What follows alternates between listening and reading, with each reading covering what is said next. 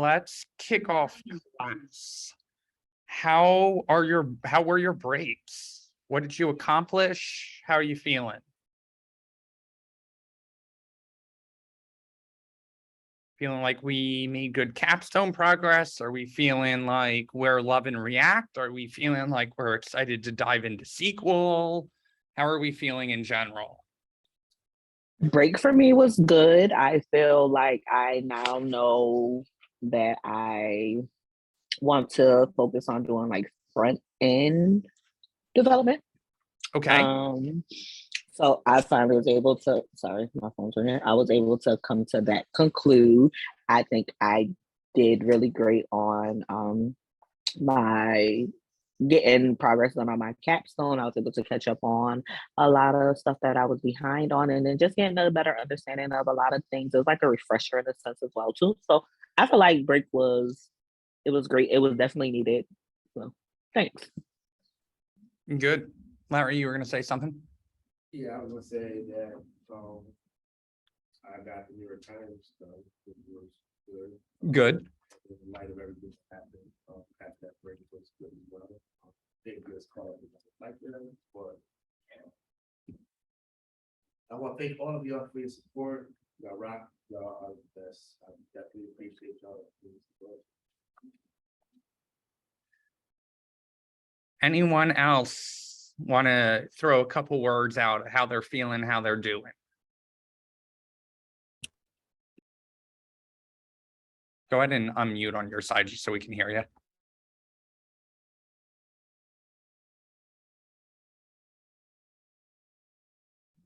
Can you hear me now? Oh, Yeah, that's why I was like, Sorry, just go for it. Yeah, no, I feel like I was stuck and my mind was just turning for a little while, so I just had to go back. I really spent that, I feel like a little bit, it wasn't wasted, but I felt like I could have, if I would have learned more while class was in, then I would have been able to like use my brain more than just one book. So I just am really caught up on that, and I still gotta get back in and like refresh myself for React. So I'll probably be a little bit behind, but not. Awesome. So based off of some feedback that we got at the beginning of class, it was requested that we maybe spend half the class on just doing like a React refresher, right? Of going in, maybe doing some routing, doing some basic capstone setup, getting maybe a login page done, reviewing when we reuse components, things like that. So I think I'm going to do a little bit of an audible here.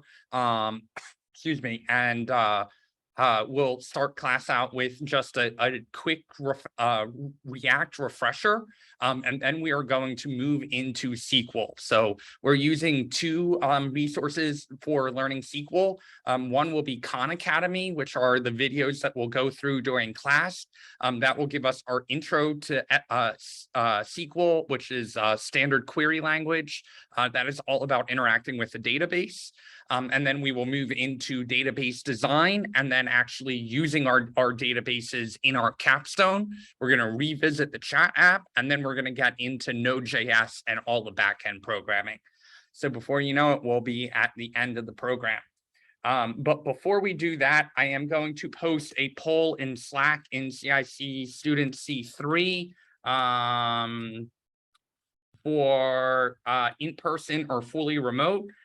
Based off of just having 4 people in class tonight, I'm guessing that we are leaning towards staying fully remote, but always like to give you guys the option. So I posted that in Slack. I will also put it in the Zoom chat. If you guys can take a minute and vote on that, that would be appreciated. Still have my cough. My doctor assured me I am not contagious, but apologies in advance for you guys having to hear that. Poll is in CIC Student C3. When you guys have a second, please vote in that. I guess I could have made it a Zoom poll, but I did not think that far ahead. And while you guys are voting on that, I am going to get started on a React project setup. I forgot the I forgot the slash command to make it anonymous. I forgot how to do that, and then I had already had it typed out, so I couldn't remember. This is the one with me, the one with me. Chris, don't get us. I couldn't remember how to make it anonymous. Listen, don't, I'm not getting nobody. Listen. Damn. My fingers slipped. Right, Larry? Yeah. All right. Sorry, I just took out the part. You said we're week, what is- We haven't done anything yet. That is a good question, though. I'm gonna pull up the schedule. Let's just do a quick review of that so everyone knows what's coming down the pipeline. So we are in week 15, which is database design and database SQL. Actually, no, it's not. This is database SQL, and then we're going into database design. Then we do intro to Node. We'll do 2 weeks of full stack development. That's all about integrating our database, getting our backend APIs developed, getting data flowing from the front end to the back end. Then we've got a project week. This is largely going to be maybe getting back to that feedback app that we worked on so many weeks ago. So we're going to work on a full stack project, getting more example projects in there. Nathan comes back the week of 8/15. So I will be off that week, but Nate will be here. Nathan will be here, and he's going to do all of your deploying, right? So he's going to focus on React deploys. He's going to focus on Node deploys. He's going to focus on database deploys. You're going to use Heroku and figure out how to configure all of that stuff. You'll probably revisit DNS if you need it, and also revisit Git as well. So Nathan has a lot to cover on that week. We've got wrapping up the class project, getting more practice there. And then we've got this week free for an add-on module. So we haven't quite fleshed out what that's going to be, but that's largely going to be kind of a pick your own path. So, hey, do I want to spend some time learning React Native and using mobile apps? Or do I want to spend some time learning .NET because that's where a lot of employers in the area are using? Or, oh, do I want to go check out cybersecurity? So we're going to have a couple recommended modules for you there, but that's going to be kind of all self-paced learning. So that's what's coming up in week 23. And then our last week, capstone week, is the 24th. So that's all hands on deck. That's all the TAs. That is all of the instructors come back. And then we move on to, so that's all devoted to you guys, right? I will say that we do have that 9/5 off for Labor Day. And then the Tuesday and Wednesday and Thursday, the Tuesday and the Wednesday will be all about kind of giant open office hours, people helping you out, getting your deploy done, getting you ready. We will use that 9/7 here for capstone prep for presentation. So we'll do practice presentations and run through all of that. And then 9/8 is graduation. So that is scheduled to be at Lemoyne. I believe it is going to be at 5:30. I will double check on the timing there. But that is that's what our schedule is coming up. Do we have any questions on schedule or upcoming topics or anything like that? No, I'm just scared. No. Still plenty of time coming up. So nothing really to panic about. But in summary, we've got the next 2 weeks all about the database. Then we've got 3 weeks of full stack projects, building our own APIs, integrating our database, how we get there in our capstone. Then we've got a project week. This is going to be all about more practice, more hands-on, full stack work. Nathan comes back for DevOps. That's going to be all about deploying your capstones, full stack deploys, and Git part 2. Class project is us finishing up what we've been working on. And then we've got that add-on module, kind of pick your own path. We'll have some resources for you there. And then final week, Tuesday and Wednesday are all about hands-on open office hours, just making sure your capstone is over the finish line. That Wednesday we'll do presentation practice, and then 9/8, make sure you've got that marked in your calendars for graduation at Lemoyne. We highly, highly, highly encourage all students to be there. If you can't make it for whatever reason, we did have some students call in remotely, but it does go much smoother if you can make it there in person. Okay. And Ariel did throw out a note. Anyone worried about capstone, feel free to reach out to any of the TAs, even if they are not the current TA for this week. They are available for one-on-ones, as am I. So the link should be in Calendly for all of that, or just hit them up in Slack, and you know, you can schedule with them, or they can send you a Calendly link as well. Max. Yes. We were talking about possible two type situation. Does each TA have a area that they specialize in as far as the content they're over? Because most TAs have gone through the program, they should be pretty well versed in all of the topics. With that said, some TAs may be more better suited than others. So if you want, you can just throw a message out in the CSE student C3 and say like, hey, looking for help with React right now. Is anyone available for a one-on-one? And whatever TA, you know, all the TAs watch that channel, so they can just reply in a thread and say like, hey, I can help you with that. But most of the TAs are versed in all of the topics. So feel free to reach out to them directly if you've had success with them in the past, or if you just are looking for like, hey, I've got some time this afternoon, can someone help me? Just throw a message in there, and someone should bite on that. Like, am I taking up all of Max's time? What about everybody else? You guys you've actually used one-on-ones less than any other cohort in general. So definitely feel free to schedule one-on-ones with me. Happy to work on whatever projects you have. It doesn't just need to be a status update. So if you're working on your capstone and you're like, I just want a little push here, I need help getting React set up, or I need help with routing, or I'm stuck on New York Times and I really want to get that over the finish line, or whatever it may be, feel free to schedule one-on-ones with me. My calendar is pretty open, so excuse me, don't hesitate to schedule one-on-ones for sure. Doesn't have to just be hey, here's where I'm at. It definitely can be hey, I'm stuck on this homework, or can we revisit this topic, or whatever it may be.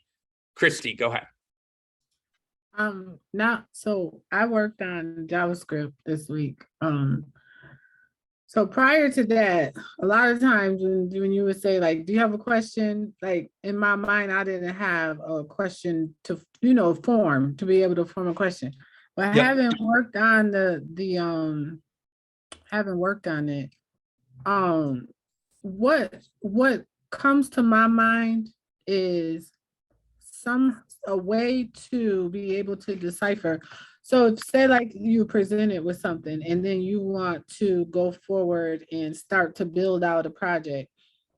Understanding, I guess you would call it understanding the logic of, okay, so to get from here to here and then from here to here, because looking at the JavaScript code and looking at like functions and those type of conditionals and all that stuff, I understand that. So, but in my mind, what I was thinking about was getting from like point A to being able to decipher. So is there anything, I guess I'm looking for some kind of a recommendation that would help me with the logic piece, or to get kind of like in the middle, you know, like, because when I look at the JavaScript, like if I knew I was working with functions, I understand what functions are now. Like I understand that, like I have a better understanding or grasp with that, but I'm talking about start to function. So I feel like I'm missing some pieces from like the start to the function. So I'm trying to re-synthesize your question to make sure that I understand it. Right now, what you're saying is you understand the functions, you understand going back and looking at tic-tac-toe and reading that code and seeing the function work. But what you're having trouble doing is saying, hey, let me take this functions piece and this variables concept and this stuff in React and put it all together to actually make something. Is that on the right track, or did I put words in your mouth there? Yes and no. Now with tic-tac-toe, so when I look at tic-tac-toe, I understand. But if you were to say to me right now, I create tic-tac-toe, I from the start until I can see the code in front of me and understand it, I'm talking that block right there. Yep. And so one thing that I have found from previous students that really benefit from that is, and I know it takes a ton of time to go back through and watch those videos, but when you're rewatching the videos, go through and say, okay, what step is Max doing right now? Where did we start with that? Okay, we started with a user interface, right? We needed buttons to click on. And so going through and finding, all right, we created this code here, putting in your code, actually say, you know, number 1, create interface. And then play the video again, right? And it goes, okay, now when we click on a button, the X needs to show up. So let me go find the code where when we click on the button, that on click happens. And let me leave a comment in there that says number 2, show up X.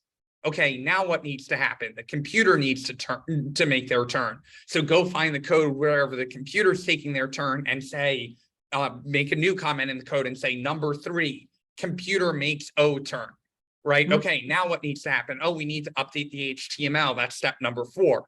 So let me go find update HTML and say a new comment there and say number 4. Because what that does is that breaks down the engineering process, right? And so that is all what you're summing up right there, Christy, is thinking like an engineer, because that is a very common thing, right? All right, my boss just asked me to make tic-tac-toe and I didn't even know where to start. So I thought, all right, let me go pull out paper and make a tic-tac-toe board. Okay, well, that's the user interface. Okay, well, when I'm playing tic-tac-toe, when I place an O somewhere, or when I place an X somewhere, that X needs to show up in the interface, right? So breaking down those engineering steps is the process of what we call out pseudo coding, where we're not writing out all of the JavaScript.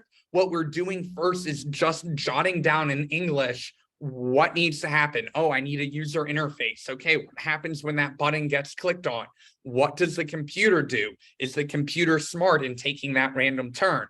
Okay, now what happens next when the user plays? Okay, now we need to think through what happens when the user wins, what happens when the computer wins, and before you know it, you've made all of tic-tac-toe, right? So unfortunately, there is no thinking like an engineer textbook, right? There is no, you know, hey, if you can do steps A, B, and C, you can make all of these different projects. It's breaking it down and going step by step, and being able to identify what the steps are means the steps are actually really easy to take, right? And that's kind of the hard thing to learn, because you get through all the JavaScript and you're like, all right, I'm feeling good about all of the syntax. How do I go about making a project like that?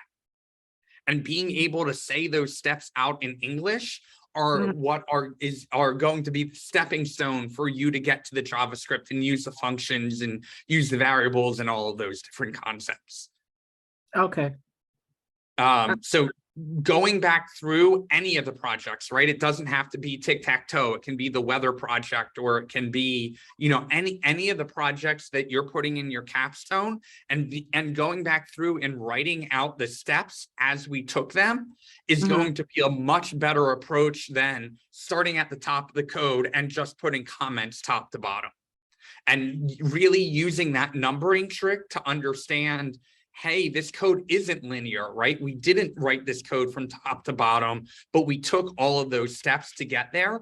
You may end up on 30 or 40 steps in your code, but at least going through that in the right order is going to help you think like that engineer and be able to break those things down. Okay. And we'll try and go through that process, what we're going to do tonight, which is reviewing React and saying, all right, what do we need to do? First, we need to create the project. Then we need to set up our routing. Then we need to make our login component. Then we need to make the login component go to our home screen. Then we've got to set up a nav bar, right? Going through those steps. I'll try and keep a running list just so we've got an idea of what those steps should look like. So with that said, any other questions before we dive in?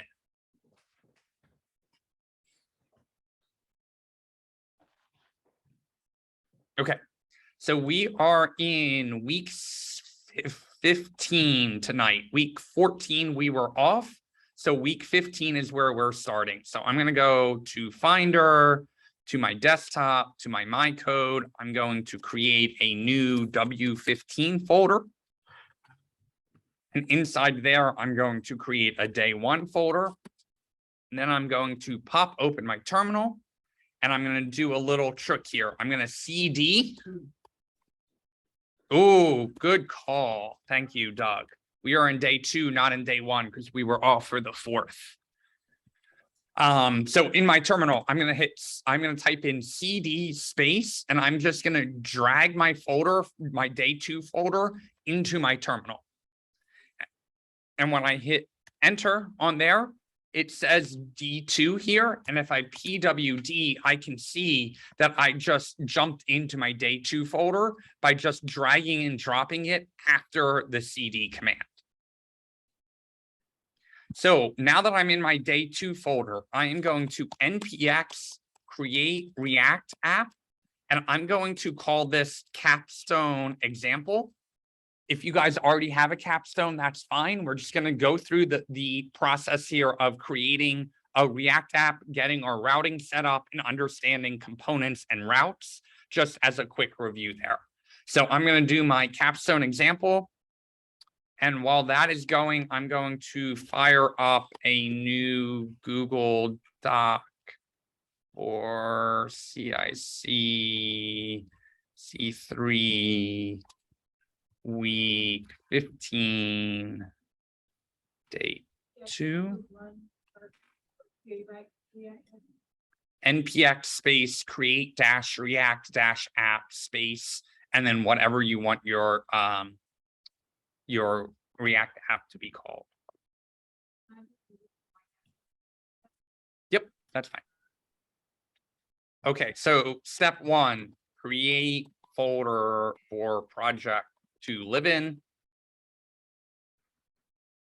Step 2, create React app.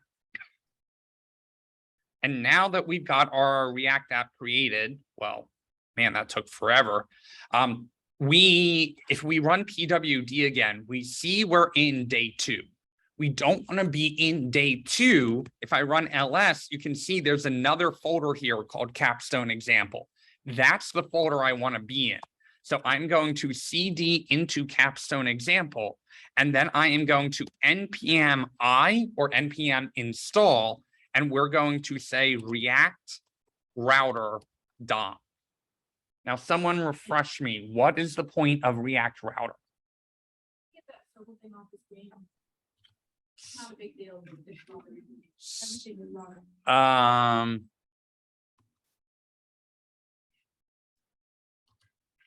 So Don't even mess with it. the router down allows us to essentially create multiple routes on the same page, if that makes sense. The easy. Oh. Our perfect thing.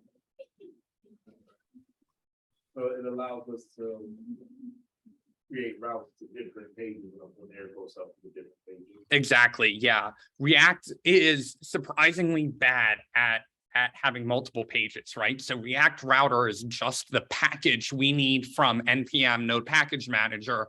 That's going to let us have multiple pages in our app, right? And with your capstone, chances are you are going to need multiple pages. So I'm going to run that. That is installed. And then if you have this open, if you have this installed, I should say, you can do code space period enter, and that's going to pop it right open in VS Code. If you do not have that code command installed, you can just say open space period. That's going to open our folder here, and we can just take that folder and drag it down maybe into our VS Code that's in our doc, and that's going to take us right into the folder. And Max, in order to, NPM, Okay, NPM I react space dash space router. in order to, when we install the router thing, we have to be in the example. You have to be in your React app folder. Yes. okay. So I did that first, and I went transferred over. What was the thing transferred over to my actual custom and not my day two folder? Wherever you run npx create React app is where it's going to create the folder. So you want to be in that folder wherever you want to create it first.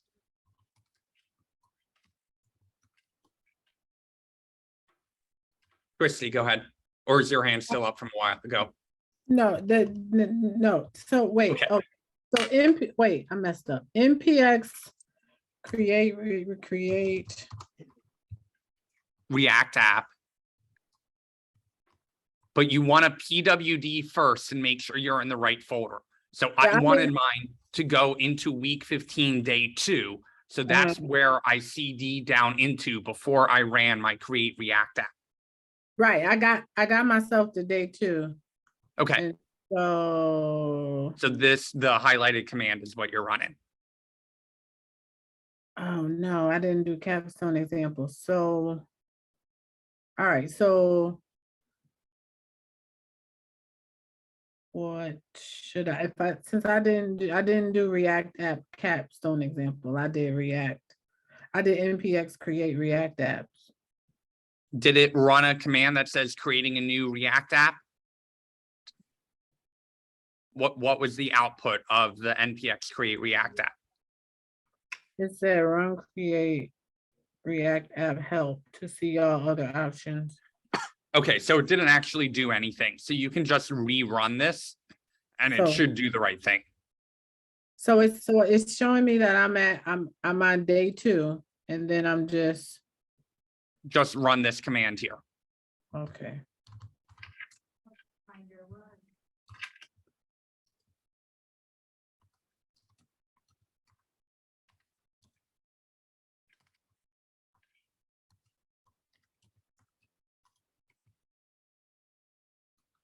Checking my spelling because that's what messed me up the last time. So once you've create React app, you can CD into whatever the name of the folder is that you just created. Mhm. And then you're gonna want to npm install React Router DOM. Right, so that's that NPM I React router down. Okay, And I'm then still waiting. finally, last step is opening that in VS Code, however you go about that. Yes, And just to prove that we have all those, is that, what is the list, what's the name of the list that you can get? package.json should have React Router DOM added in under the dependencies. React, yeah, Yep, you're good to go then. Let's just poll here to make sure that everyone.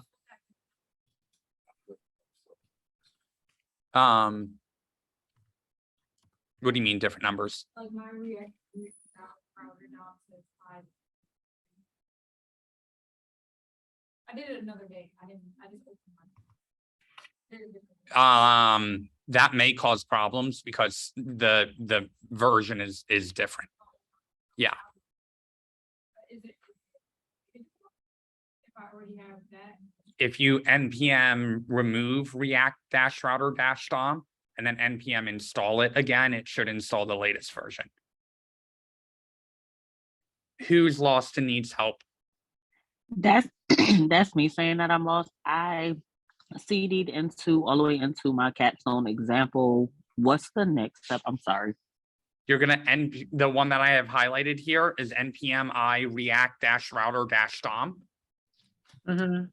And then once you get that done, just open up that folder in VS Code. So either with code space period, or if it says the code command isn't found, you can open space period and just drag that folder right into VS Code. Okay, thank you. So just grab the folder once you run that open command and just drag it down into the dock icon, and that will pop it open here. npm space remove space react-router-dom. You should not be removing the package, by the way. That's just because Nicole's behind.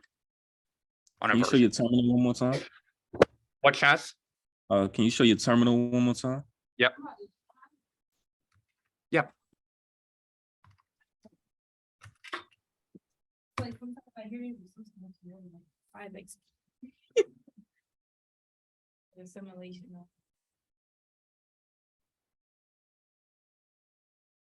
So when it's saying Webpack compiled successfully, that means that I did what I was supposed to do. Yeah, you should, as long as you've got this open in VS Code and you've got a source app.js, you're good to go. Okay.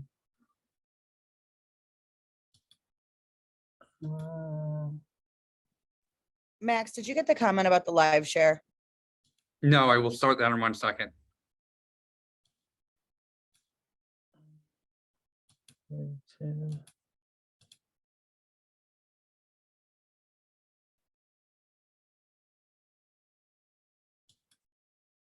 Okay, you're good to go.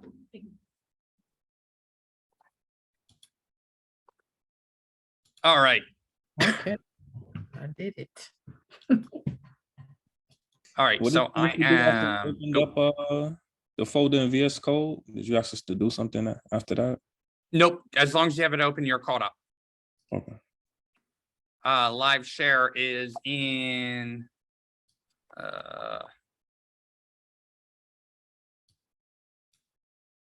Is in Slack and it is coming in Zoom.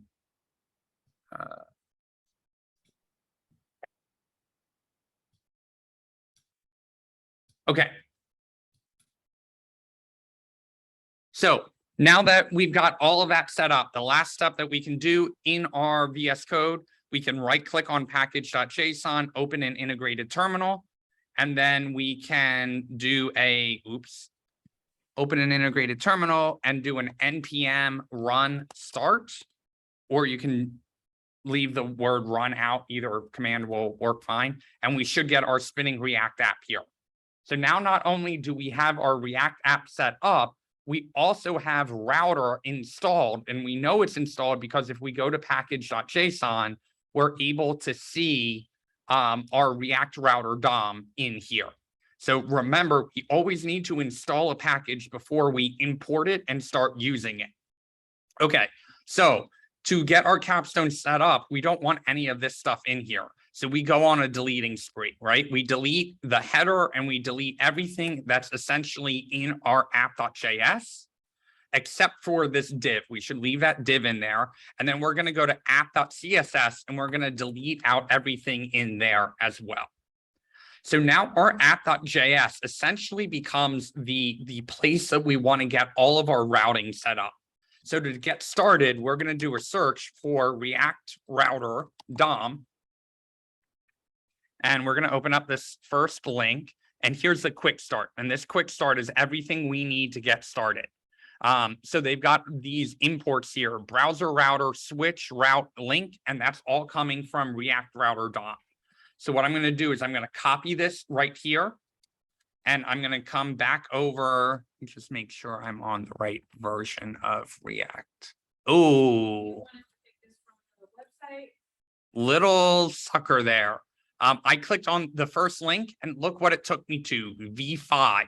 V5 is the old version of React Router. We want to be on V6. So be very careful on that because the newest version just came out. So what I'm going to do is I'm just going to go to reactrouter.com instead. And now it says V6 is here. And if I click read the docs, now this is where I want to be. So I'm going to go to the quick start here. And this is what I want to be basing everything off of. So just make sure that you're not on v5.reactrouter.com. And instead, the link that you're on is React Router Docs V6 getting started. I will also put this into Slack and Zoom in case you want to just pull it up from there. Ugh. Stephanie, go ahead. When I'm trying to open, okay, let me just share. Yep, go for it.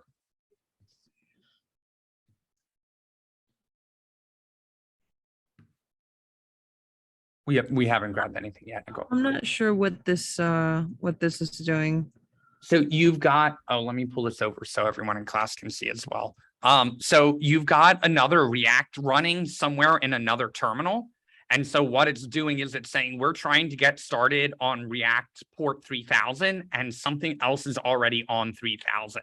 So if you just click in that terminal and hit the Y button on your keyboard, what it's going to do is it's going to start it on the next available port. And so it started it on 3001 instead. Okay.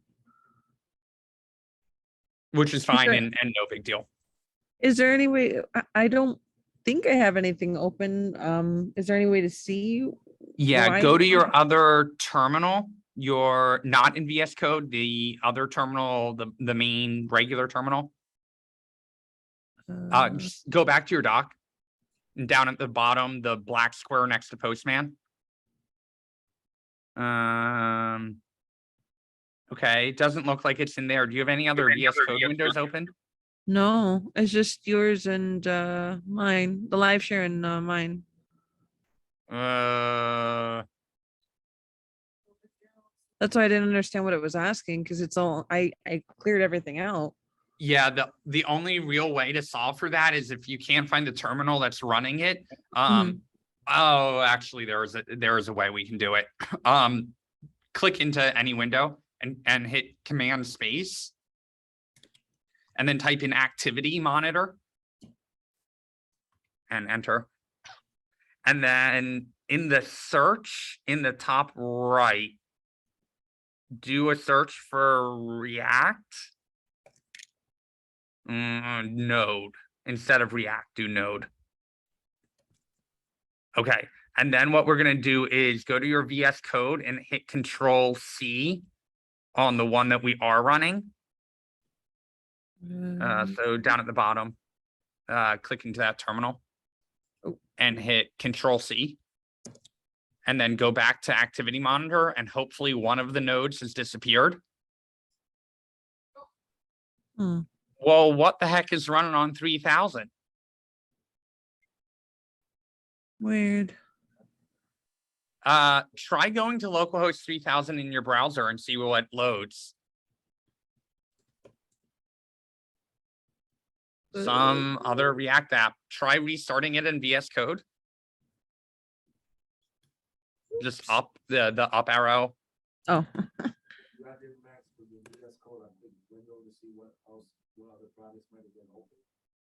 Oh, that's a good idea. Stephanie, go up to the top and of your screen, and there should be a drop down that appears. And then go to Window. Oh crap. Oh yeah. Yeah. Zoom in the way. And then you're in View. You need to go over to Window. No. Okay.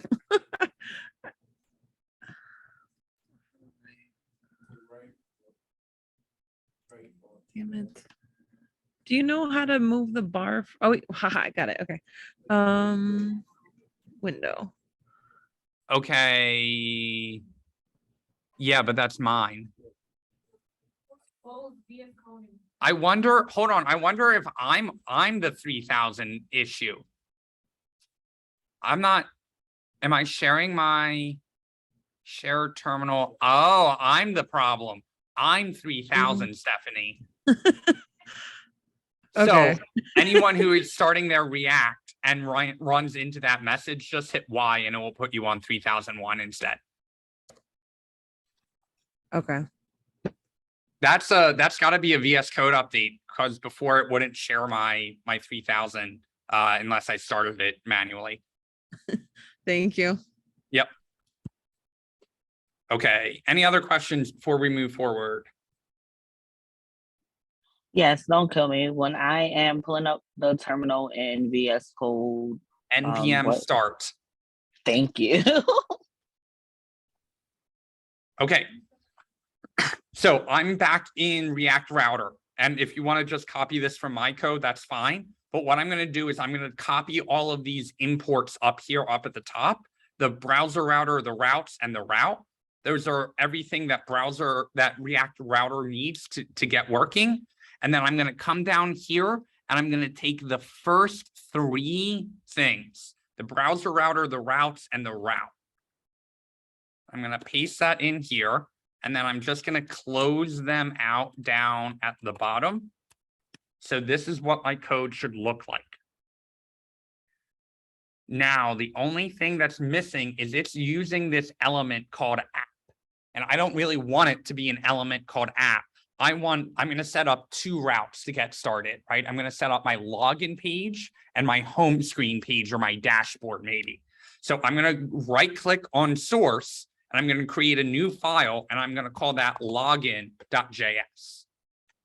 And my login.js is going to be a const called login. And what it's going to do is it's going to return a div that says h1 login. And then we need to export our default called login. And we need to export it here because we can't import it in our app.js that's using our routing until we export it from here. What does it mean if your import logo like That's fine. You can delete it. Delete line 1 and that will fix the error in the. Okay, so now what we need to do is we're going to say, hey, this route is going to show up on /login. And the element that we want to show up is the login component. And notice what that did is that added an import up at the top for us.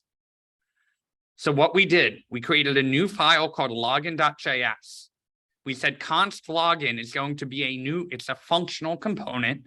It's going to return a div, and that div is going to say h1 login. And then we're going to export the default login.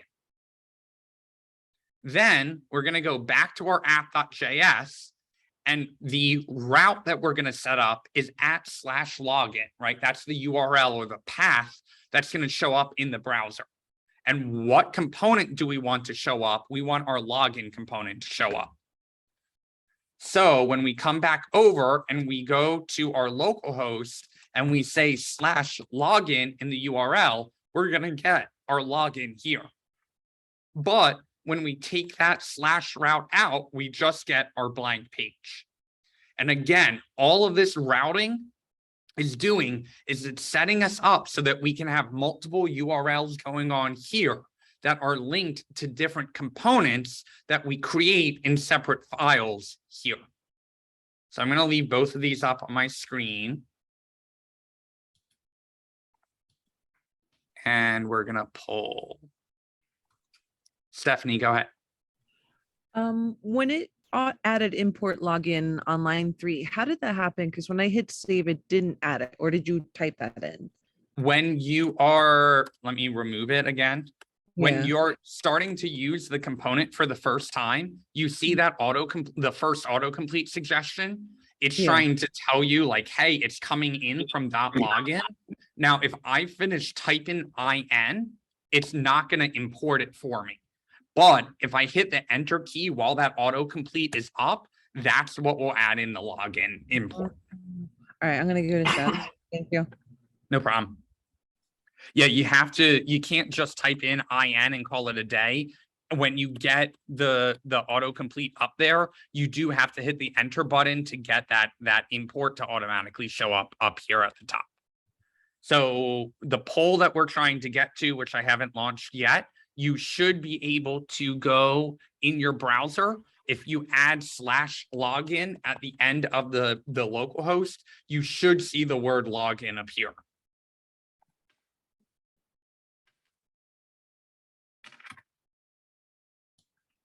And I've got both of these files up. If anyone needs help, let me know.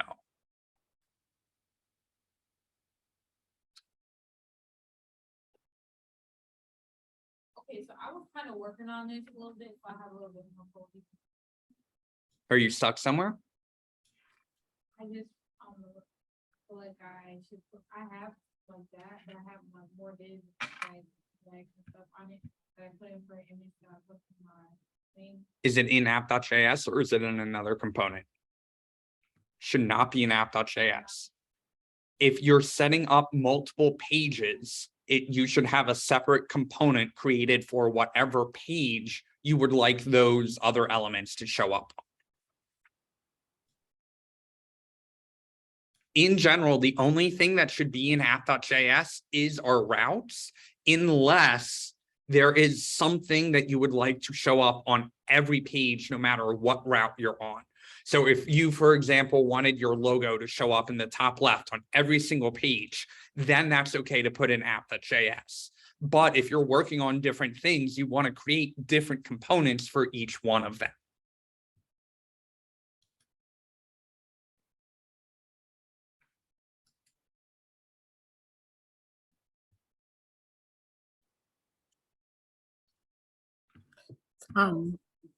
Question.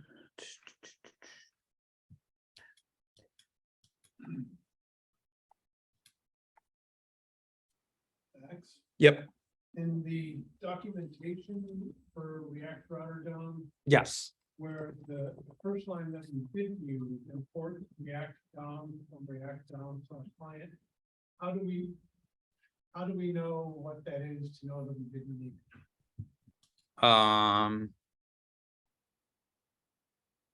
The first input. Because this is where that React DOM is getting used. And this line of code doesn't happen to be in our app.js. It happens to be in our index.js, where we do have that import. Okay. So we just have it in two separate files. Our app.js is solely set up for our routing. And then in our index.js, that's what's actually taking our React app component and mounting it into the DOM for us. And does that get created with every React app? Yes, create React app creates our index.js for us. So installing React Router DOM is now over. That's the React. Correct. Yes. React DOM is not related to React Router DOM. React DOM is actually part of React itself. And that's why we didn't need to install React-DOM or React itself, because Create React app automatically installed them. And we know that because if we look in our package.json, you can see React and React DOM are actually already installed. Max. Yep. When everyone keeps asking you about the terminal, so when I'm in here and I'm right clicking, I'm not getting an option to go to my terminal and to put in npm run start. So when you click on package.json, you don't get an open and integrated terminal? Wait a minute. Maybe I'm in the wrong place. That would help. No, it's saying, so package.json is just saying run script, change all occurrences. It's not giving me an option to go to the terminal. Are you right clicking on it? Yes. Can I show you? Yep. Real quick? Oh, Okay. go for it.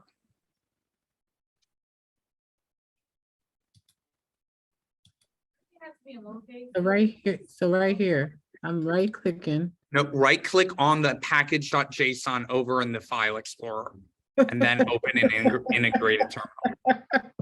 I've been clicking in this thing for the longest. Okay, I knew it was something simple. I just didn't know what it was. Yep.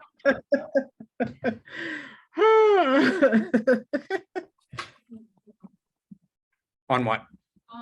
Doesn't matter if if it's JavaScript, it has to be a capital letter first in the file folder. So because we're creating components, whenever we create a new component, the component name in the file name is a capital first letter.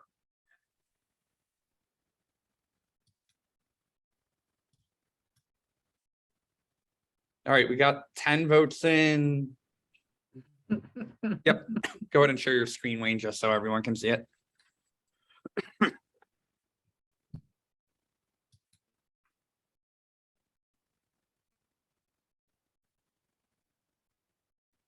No, hold on. Are you sharing on? There you are. Okay. Okay, so refresh that because that error is telling you exactly what the problem is. Cannot resolve react-router-DOM. Okay, so let's go back to your code. It's saying it can't find it, right? That's what it means by resolve. And let's look in your package.json.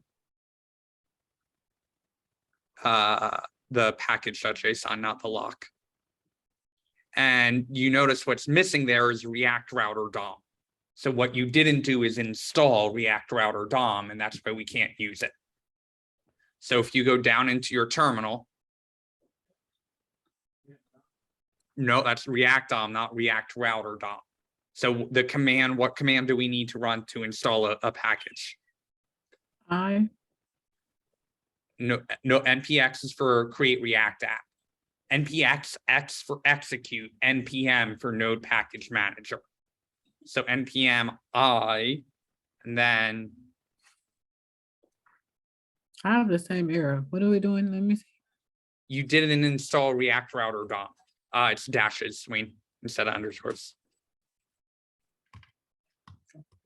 I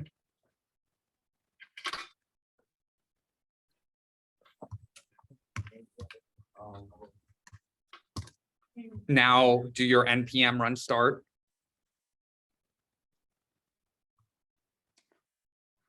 Oh. And then Y for a different port.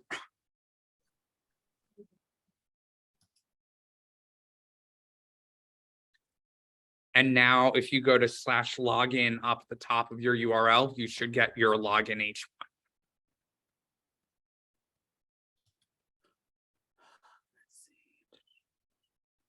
There you go, caught up. All right, so let's do a quick recap here and then we'll move forward. So let's go back to our Google Doc where we had started. So we created the React app, then we CD'd into that folder and we npm installed React Router DOM. Okay, once we got that, we opened the project folder in VS Code. We opened the integrated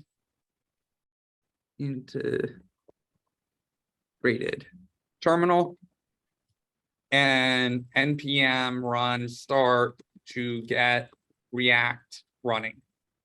From there, we cleaned out app.js and app.css.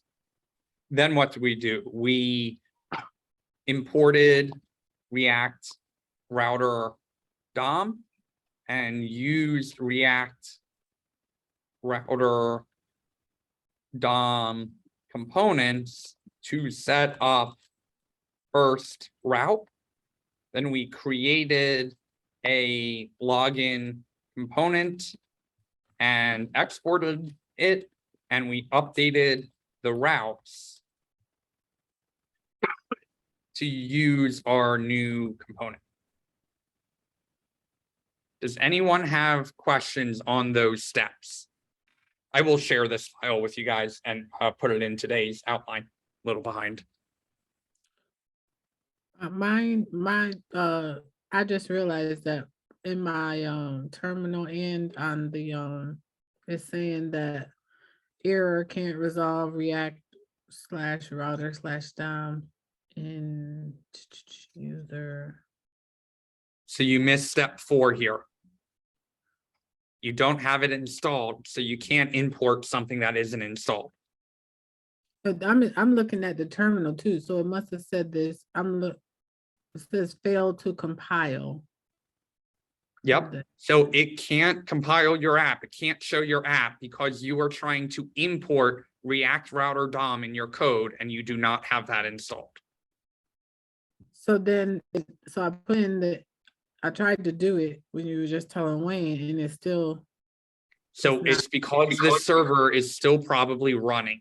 So in order to get out of this server and back to a normal terminal, you need to hit Control-C to stop it. Okay, so. Now you're going to have access to your terminal where you can npm I react-router-dom. Yeah. Then once you have that installed, you can npm run start again, and that should start the server back up, and you should be good to go. So wait, I do the React first and then the npm run start. You have to install the React Router DOM. Right. So And once that's done, then you can npm run start. so it said added 3 packages, audited 1448 packages. So Okay, I so- don't see an error, so. So, okay, so now npm run start.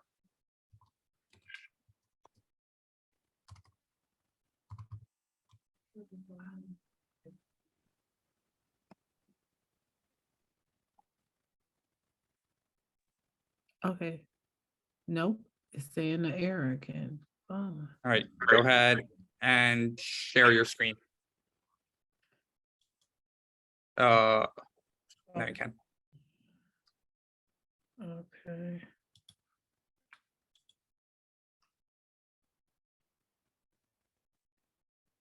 Right here. So I did. Okay, so it's telling you where does it say the error is? Let's see. So that right here. No. Does that say warrant? Yep, right there. What is it telling you? Line 1050. In what file? It says React JSX. Yep, what file is that in? App.js. Okay, so go to line 10 and look at app.js. App.js. Okay, and it's saying log is not defined. Where do you call log? Right here. Okay, and what component are we trying to get to show up? Is it log in? Isn't Yep. this what you explained to Stephanie? So I need That- to add an IN. Yep. Save. Now look at your localhost 3000. Pull up your browser. Okay, and that's the white page, but if you had in /login at the end of it, your URL, So refresh. the URL at the end had /login. Where is your URL in the browser? Right here. Yep, so add /login at the end of it. Oh, no. Refresh the page to get that back.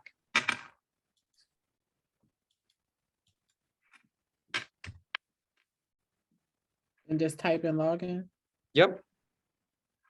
Lowercase l. Okay.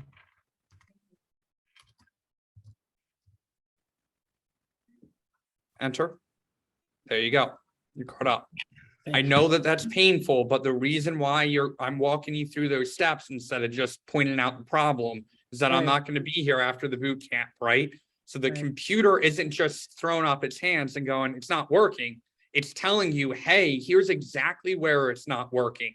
So being able to read those error messages and being able to say, hey, it's telling me that it can't find log, and it's telling me that it's doing that in app.js, and it's telling me that that's a problem on line 10, it's guiding you exactly to where the issue is. So being able to read through those error messages and being able to solve that on your own is a very important step to be able to do on your own. Okay. So now you're all caught up. Whew, thank you.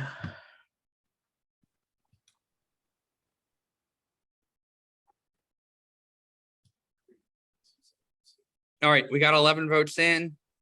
We're gonna keep going here.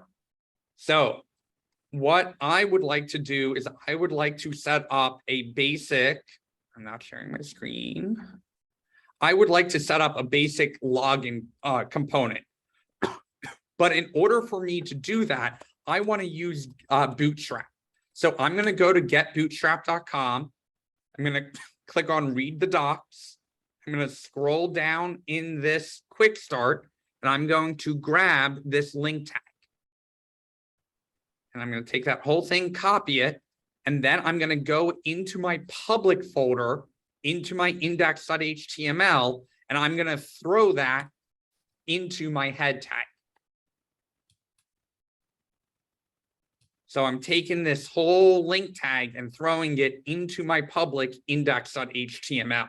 Now, the only time I should be modifying my index.html is when I want to add something to the head or to the bottom of the body. I shouldn't really ever be writing any HTML in here directly because I want React to do all of that magic for me. So I'm going to go back to my Bootstrap, and I'm also going to take this script tag. I'm going to copy that, and I'm going to throw that at the end of my body, and I'm going to save that in. So I added two things here, the link tag to the bottom of my head and the script tag to the bottom of my body. And both of those came from this step 2 in the getting started introduction for the docs for Bootstrap. I took the link here, and I took the script tag here, and I copied and pasted those in. So what that allows me to do now is that if I go into the docs and I scroll down over here to forms, I can go to this overview and scroll down and see this nice login component for me. So I can take all of this code and copy it, go back to my login and paste it in here. And what do I get is a bunch of errors because these input tags are not closed off. So all I need to do is add a slash at the end of those input tags.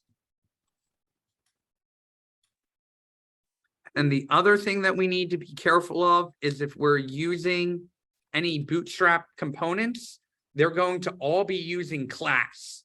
In React, we don't use class, we use class name.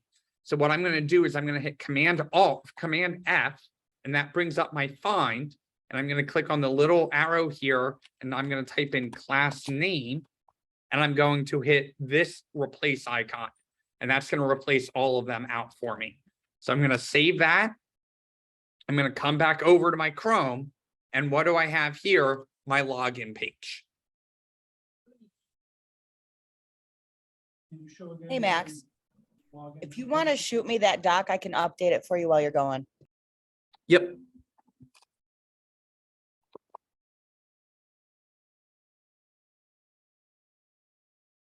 Should be good to go.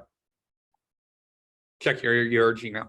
The place I found that, and Stephanie, I'll come to you next. Doug, I went docs down to the forms and to the overview. And then I just scrolled down here, and this is the first component, and I took the whole form. Stephanie, go ahead. Can you repeat one more time how you replace class so that it says class name? Sure can. So in my login component, I hit Command F, and that brings up this little find, and I type in class for that. And then I click on this little arrow, and that's what exposes the replace. So I type in class name with a capital N. And then I came over here, and this is the replace all instances button. So if you click on that, that's what's going to go in and replace all 11 uses of class with class name. Thank you. And again, that's this button right here. All right, let's stop there and see where you guys are at. Where do you get all that from? I went to the Bootstrap documentation, the same section that we were in. If you scroll down over here on the left under forms, I went to the overview, and then I scrolled down and it's the first code sample that they have. You just changed it to JavaScript update slash. Yes, I had to add slashes at the end of all of these inputs because it's a requirement for React.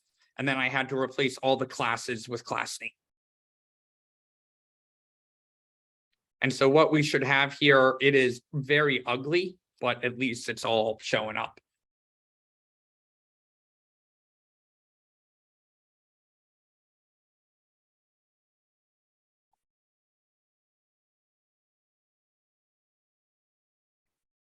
Anyone needs help, raise your hand.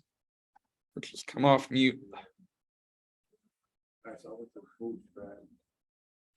And I went down to customize this overview. Not customized under forms.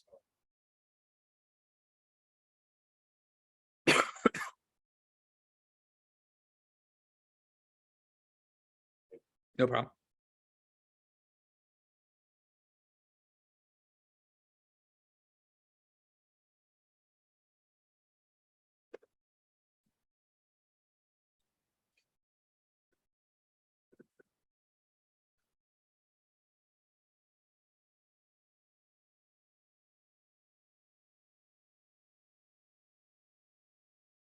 Larry, did you do the step with public index.html?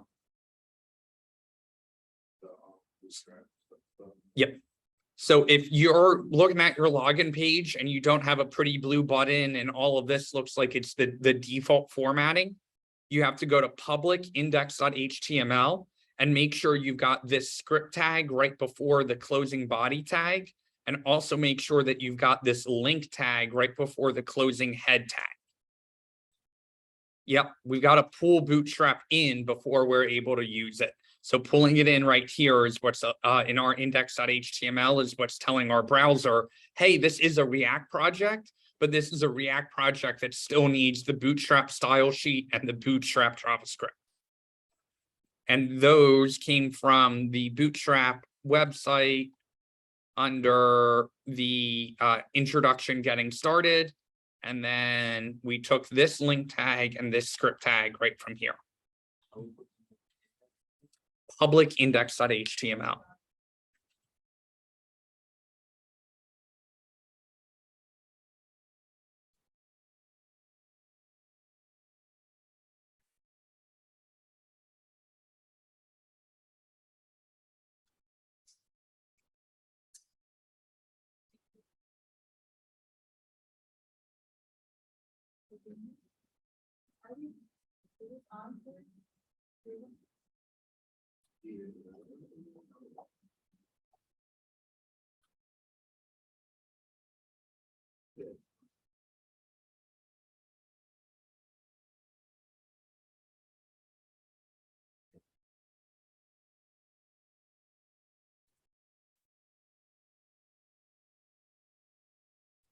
Only 8 votes in, hoping to get to 10. Anyone need help?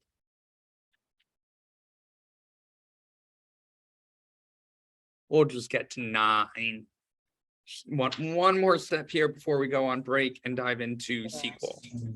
Yeah. Go ahead, Zach. Mine's not working, but I don't know why. Go ahead and share screen. Let's take a look. It is mad because you don't have the closing slash in for that input tag. So if you go back to your code, on line is that 8, you see how that input has a squiggly on it? Yep, you got it. And then go ahead and do that for the other 2 inputs, one on 13 and the other one on 16.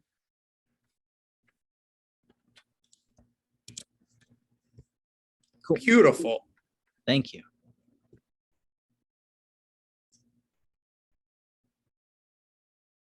All right, that is 10. We are going to roll forward here. We want one last thing to get set up, and then we will be done with our React example unless anyone has questions for next steps for their capstone.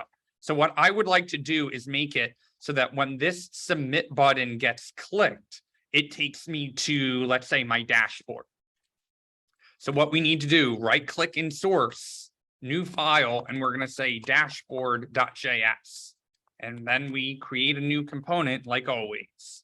Say new function. We're going to return an H1 that says dashboard, and we need to export our default dashboard. Okay, now we've got our dashboard component created. We need to go back into our app.js and create a new route at /dashboard that goes to the dashboard element. And that using autocomplete, that imported the dashboard for me. So if I go back to my browser and go to /dashboard, now I get my dashboard, but clicking the submit button doesn't do anything, right? I want it to go somewhere. So what I'm going to do is I'm going to go back to my login component, and I'm going to say, hey, I need to import the link from React Router DOM. This link is going to set me up so that I can link to my dashboard. I'm then going to come down to my button and surround the whole thing in a link. And where do I want the link to go? I want it to go to my dashboard. Yes, it's a route. And routes have paths. So yeah, all the same. So now when I save that and I go into my login and I click the submit button, I get to my dashboard.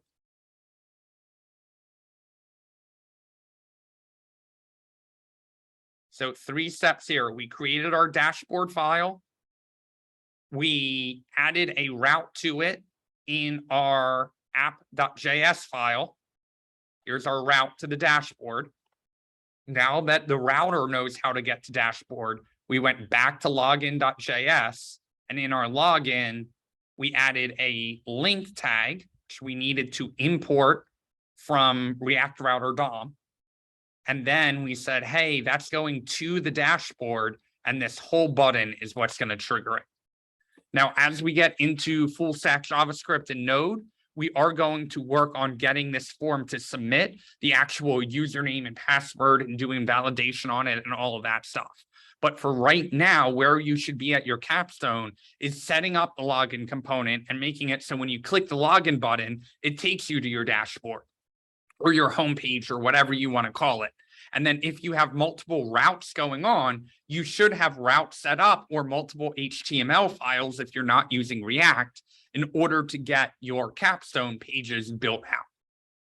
So that's kind of where you should be at your capstone, is you should have a couple pages, whether you're using React, whether you're using just regular HTML, it doesn't matter. Capstone, it is totally optional to do it in React, although React will make it easier to integrate your API when we start building that out not next week. Well, yeah, probably starting next week. Can you show the import for link again? Yep.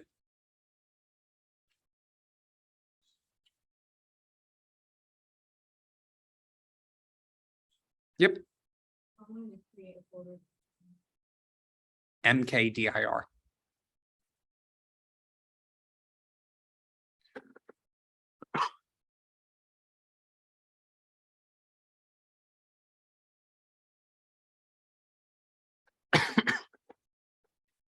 So we're going to go on break in 1 second. I'll stick around for the first couple minutes in case anyone has questions.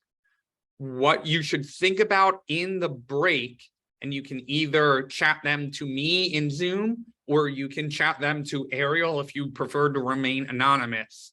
What React concepts after this refresher do you want to touch on briefly before we dive into SQL?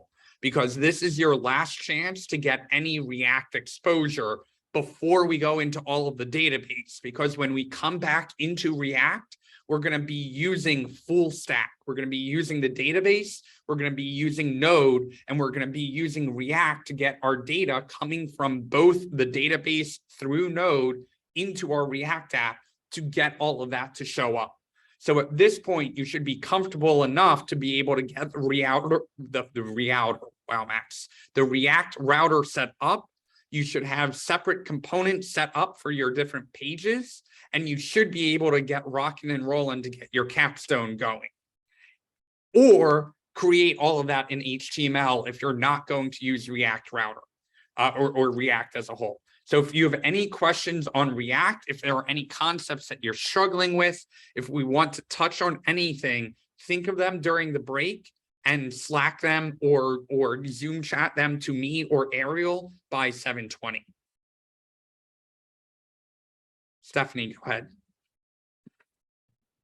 On your browser, it says dashboard, but mine isn't showing up. I'm not sure if I'm not following. Go Like when and you share hit screen. submit, yeah. Let's start with your, go back to your code. Okay, so it looks like you did your link right. Just scroll up to the top to me, for me, so I can see the import. That's right. So let's look at your dashboard.js. Everything's good in there. So the last place we need to check is where. Yep. And that's where you're missing your new route. You imported it, but look at how we use the import for login on line 11.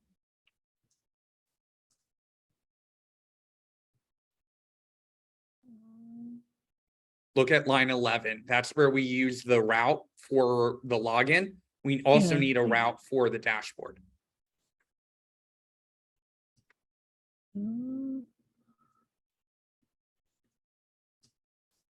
Okay. Zach, version 5.2 or 5.1 of Bootstrap is going to be fine. As long as it is version 5 or above, you're in good shape. There are very minor differences between the two of them. So as long as you're using version 5 something, you'll be fine on either one of them.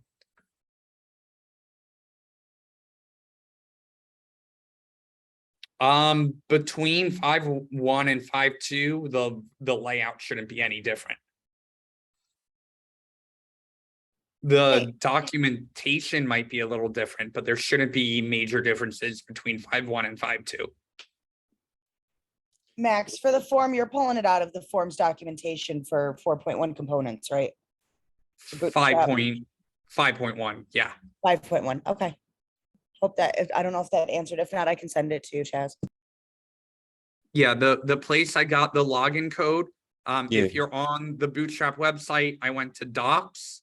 Mhm. Under introduction, under number 2, they've got both the link tag and the script tag that I used.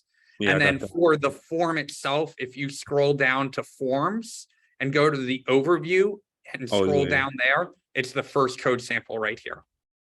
Yeah, that's what I needed. Okay. And where was I pasting that at? In login.js. Okay. And that's a file that we created from scratch. Yeah, I got that made already. Okay. Cool. Max, might be easier if we explain my question as far as what I like to see the React. So if we were doing the New York Times thing, Yep. we would use the API. I know the API went to like results, lists, and then inside of the list there was an array of books for each list. Yep. How would we connect that data? So I want to make a book component, a list component. How would I connect those things? We'll touch on that when we come back from break.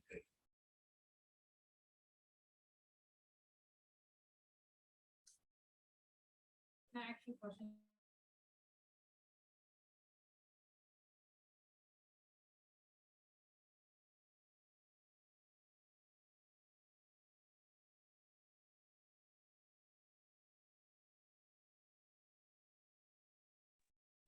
Zach, go ahead.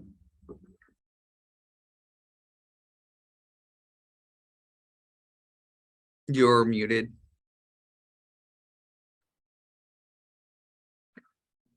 I'm not sure what I'm missing. Probably a capital D instead of a lowercase, but go to your app.js. You're missing the route for dashboard. So look at how we did the route for login. You also need a route for dashboard.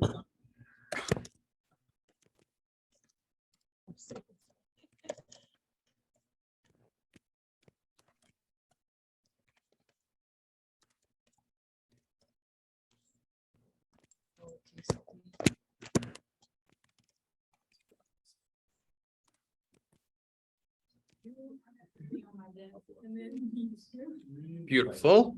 There you go. Thank you.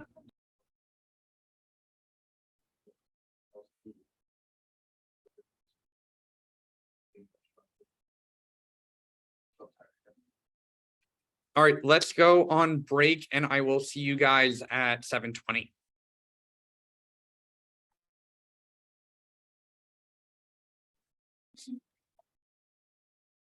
So,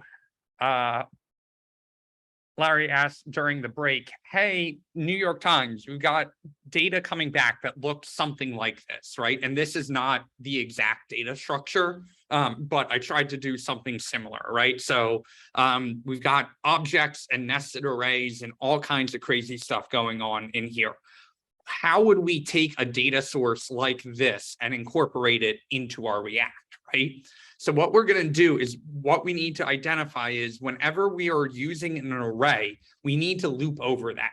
And the loops that we've been using a lot of are the for const of loops, right? But in React, instead, we try and use a map instead of a for of. And then how would we break this out into separate components and pass that data through on the props? So I thought that this would be a good example to kind of show what this would look like in React. How would we take a data source like this and make that show up in our React page? So what I'm going to do is in the dashboard, I'm going to convert this. I'm just going to put a div around all of it so that we can have something other than just our H1 show up. And then underneath our H1, I would like a component for each list. And that component is going to have a book component that's going to show our data. So first things first, I need to get inside this data. So we need to ask what kind of data structure is data? Data is an object, exactly. So what we can do is we can use dot notation to burrow into what we want. So whenever we're using an object, we say, what is the key that we're using? That is list. So what we're going to do is we're going to say, hey, go to the data and go to the lists. But now lists is in an array. So whenever we use an array, we need to loop over this. And in React, we're going to loop over it using a map. Now that map is going to give us access to each individual list. So if we take this and just say console.log list, when we go into our console, we can see we are getting access to an object. What is that object? That is this giant object right here. So if we wanted to have the list name come out in our React app, we would return our list.name. And so now when we come back here and we look, we've got our nonfiction bestsellers and our fiction bestsellers. Okay, but we've got a lot of data going on there. We've got the last updated and we've got the books.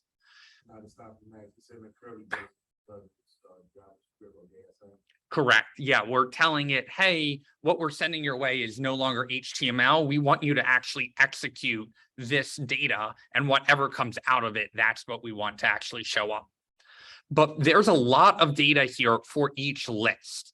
So really what we want to do is whenever we have a bunch of code that's going to be repeated, we want to make a separate component for it. So what we're going to do is we're going to come down here and we're going to say const list is going to be its own component. Now, we could put that in another file and import it, and that would be exactly the same. So we can create those components anywhere. And so what we want to return is some data for that list. So we're going to put it in a new div. We'll say, hey, it's going to be an H2. So what we need to do is we need to tell our dashboard, hey, every time that you go loop over the lists, go use this list component down here. So we're going to say, instead of returning list.name, we are going to return this list component here. We just made our own component called list and then used it right here. So whatever the name is here is going to match right here.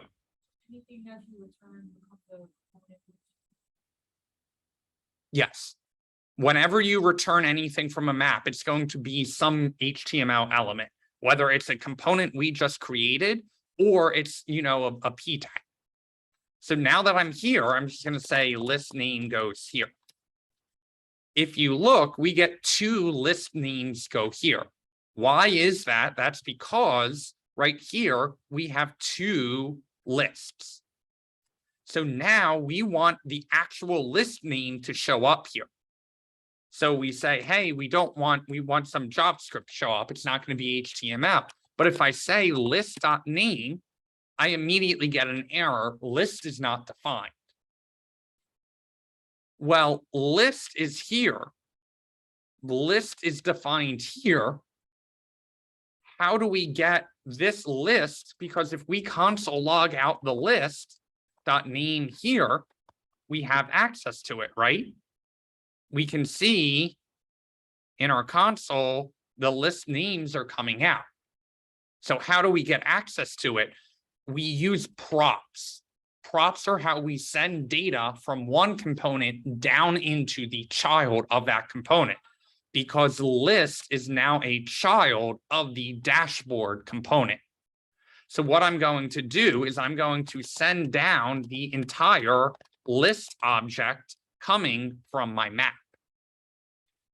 So this is where we're sending it down. This is the prop name, which is like a key. And then this is the prop value, which is coming from the map. So now I need to tell my list component, hey, some data is coming down here. What's coming down? That entire list object. So now when we're in here, before the return, anything before the return is going to be just regular JavaScript. So we can console.log. And now if I console log the list name, not only do I get my list name here, look what's coming out. Okay, but we don't just want the list name to show up. We also want some other data to show up. We could do like a p tag that says last updated. And we are going to pull that from the list, where in the list dot last updated. Now we come back over here. Now we've got last updated. If we had list component in a separate file. Yep, we can do that. So I can create a separate file here called list.js. And in my dashboard, I can just take my entire list, put it here.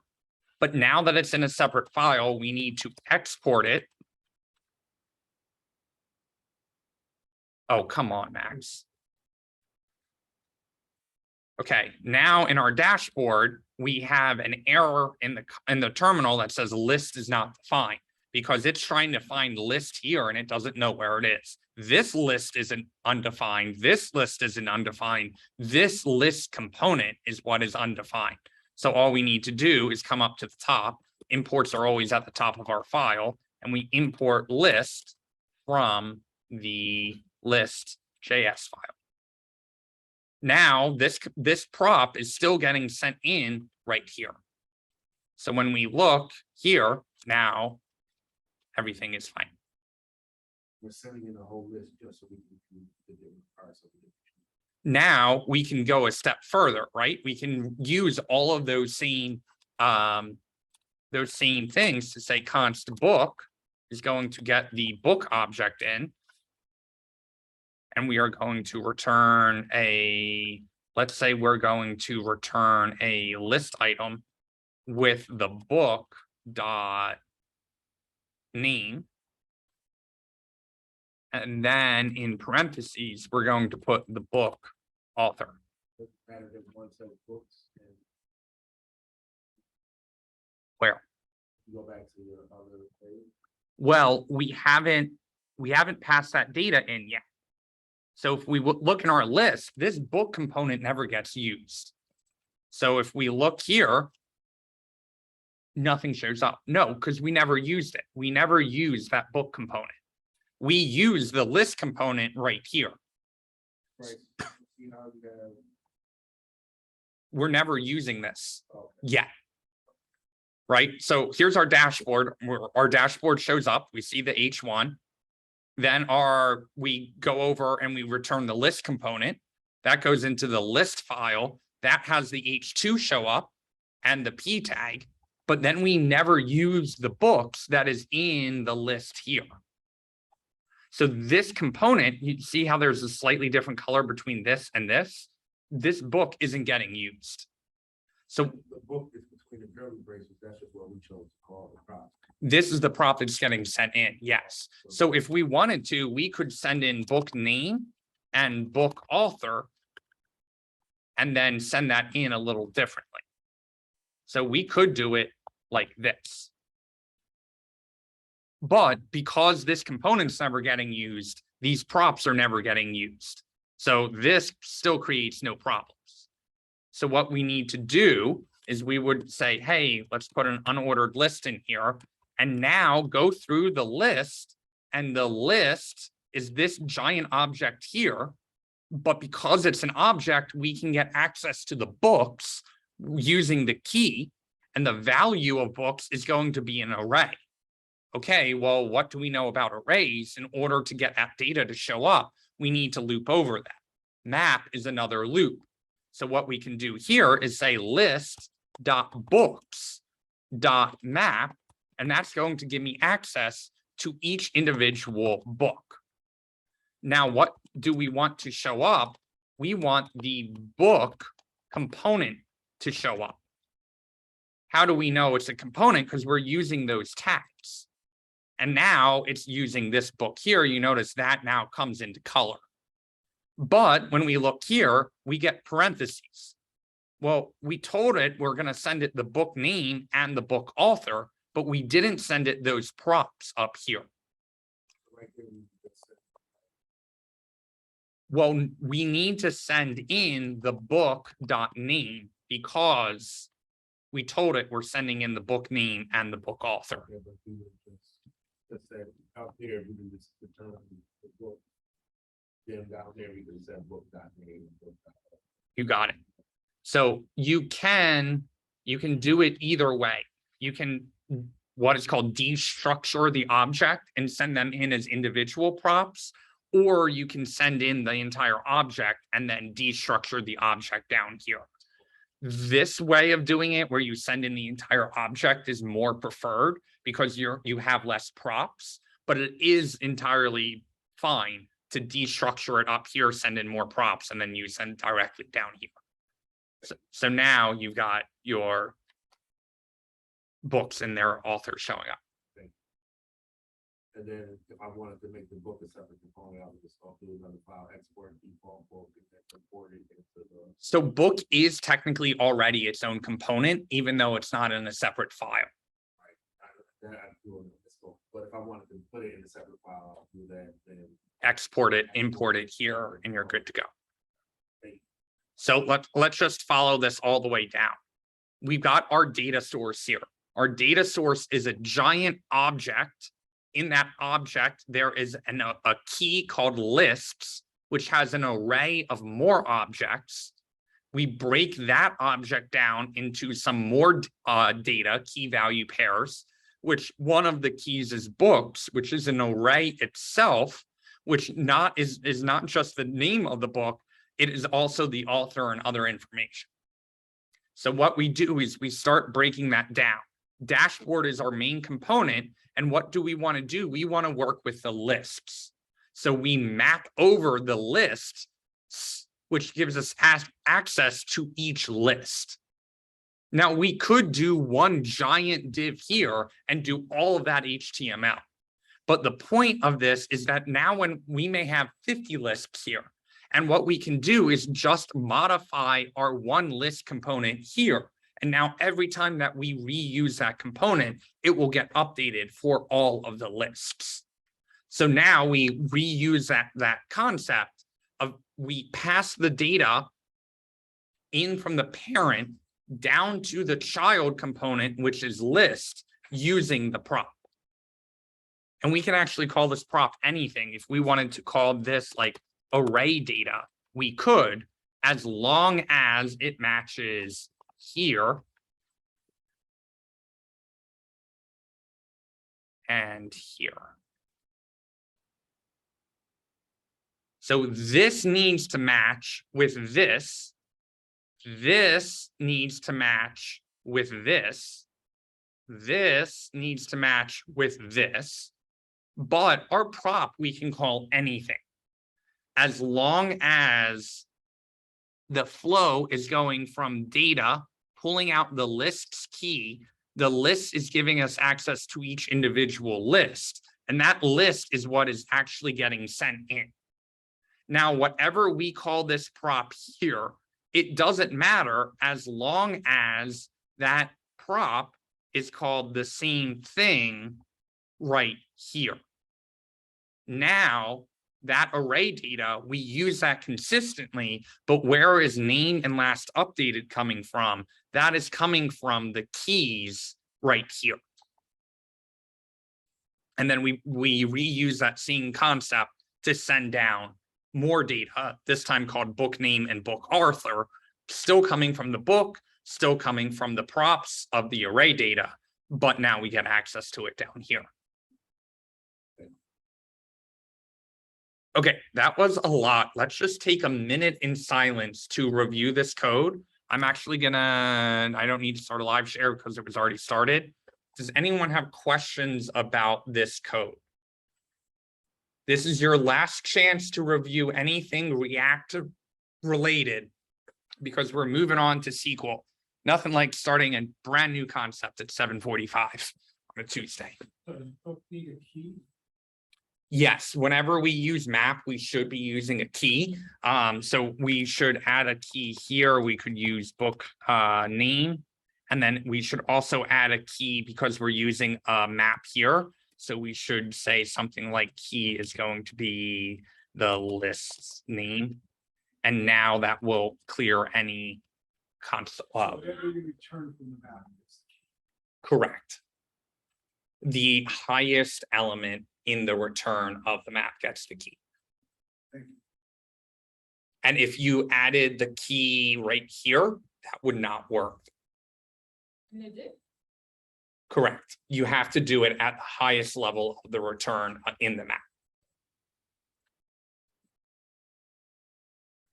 Yeah, where the return is, that's where you need to put your key. Because this is where React is keeping track of where the data changes are and what it needs to update, which is the whole point of the key. Yeah, I understand it, right? And the example that you put is just in the code, but like, for instance, that code would be out there. This data would be coming from the fetch. Zach, go ahead.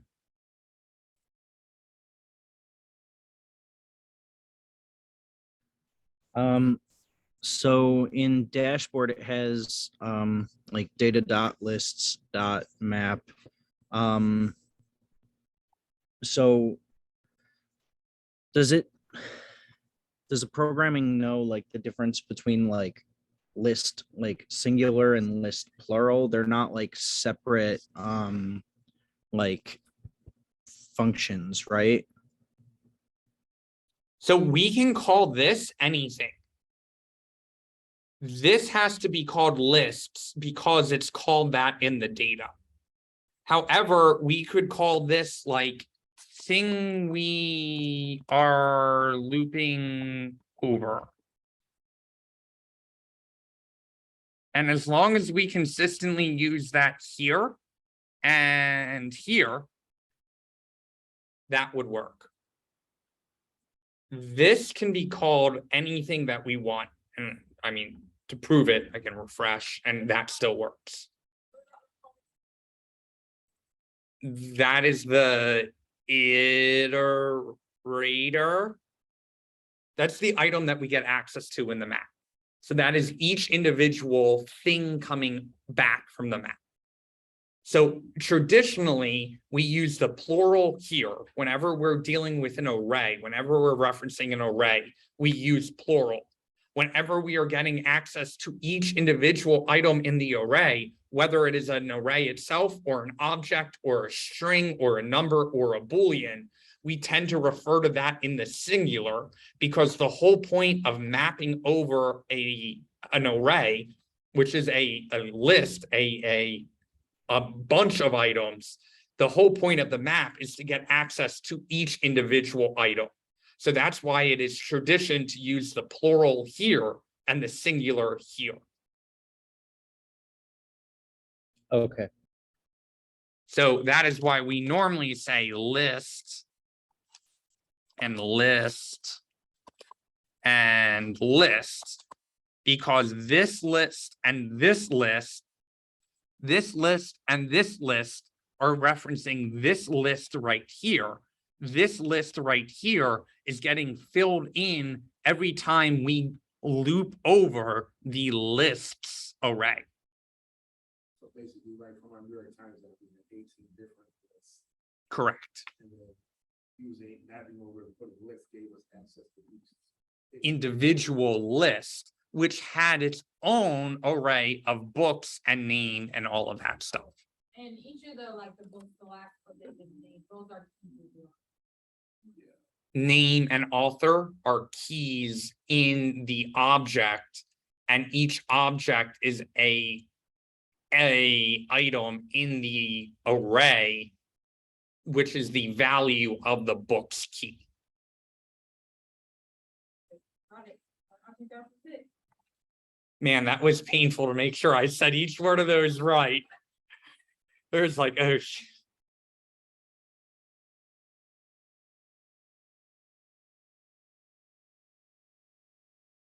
oh, I was not recording.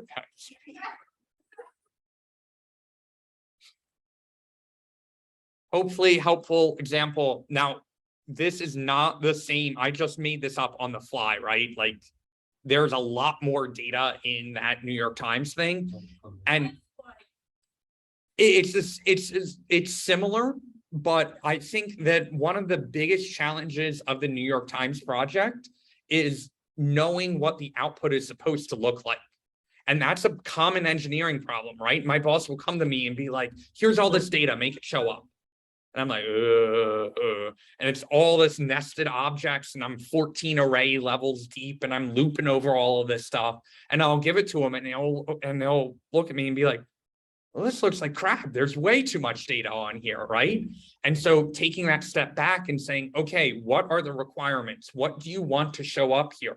Look at the weather data. We had all of this information about the pressure and the, upcoming forecast and the, all of that information. What do we actually want to show up? So sometimes pulling out a piece of paper and saying, okay, I want the listening to show up as an H1. I want the books to show up as bullet points, and I want the author name to show up in parentheses. Now, all of a sudden you go, I understand what I want it to look like. And I understand that I can't just make all the book names show up. I need to go through each one of the lists to deal with each one of the books and start processing through all of that data. And while you're in that data, you may go, oh, well, I get a book image. Wouldn't that be nice if I could make that, the book image show up and maybe I put the title underneath it. So then you start going, oh, well, maybe I could do that in a grid and have 5 books across, right? But thinking through, hey, this alone, if it were using actual data from the New York Times, this alone is enough to do the homework for the New York Times. But now if you go back and you look at Latonia, who said, hey, this is a great portfolio project. Latonia is a student from cohort 2. She went through and said, well, let me style this. Let me look at the additional data that's in there. Let me maybe have a grid view and a list view, right? Let me finish all of that out. So now I can say, not only did I pull this API data and make it show up in the page, but I actually made somewhat of a functional app.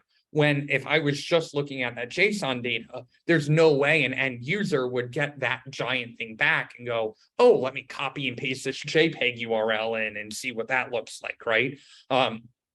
But sometimes you need to take a step back, and that's why we do wireframing on week 1. Right? Hey, I've got this giant object here. Let me figure out what I want that data to look like to the end user first. And if I can figure that out, it makes it a lot easier to loop through it all and get that data to show up. Kind of what I was telling you when I first got here, and I was telling him I've been stuck for so long. I said, you know what?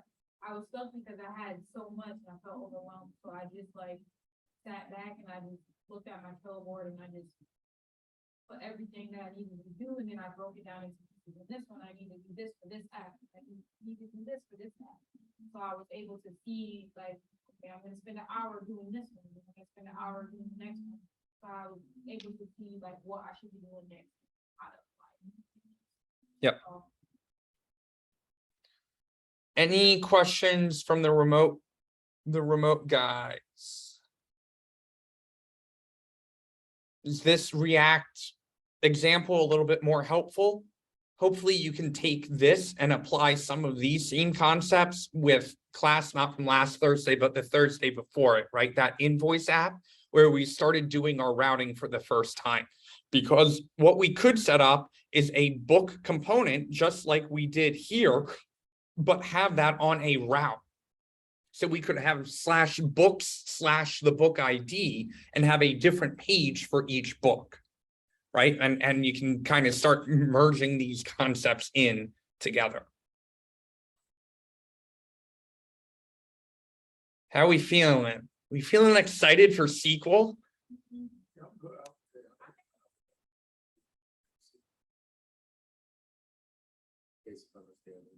Awesome.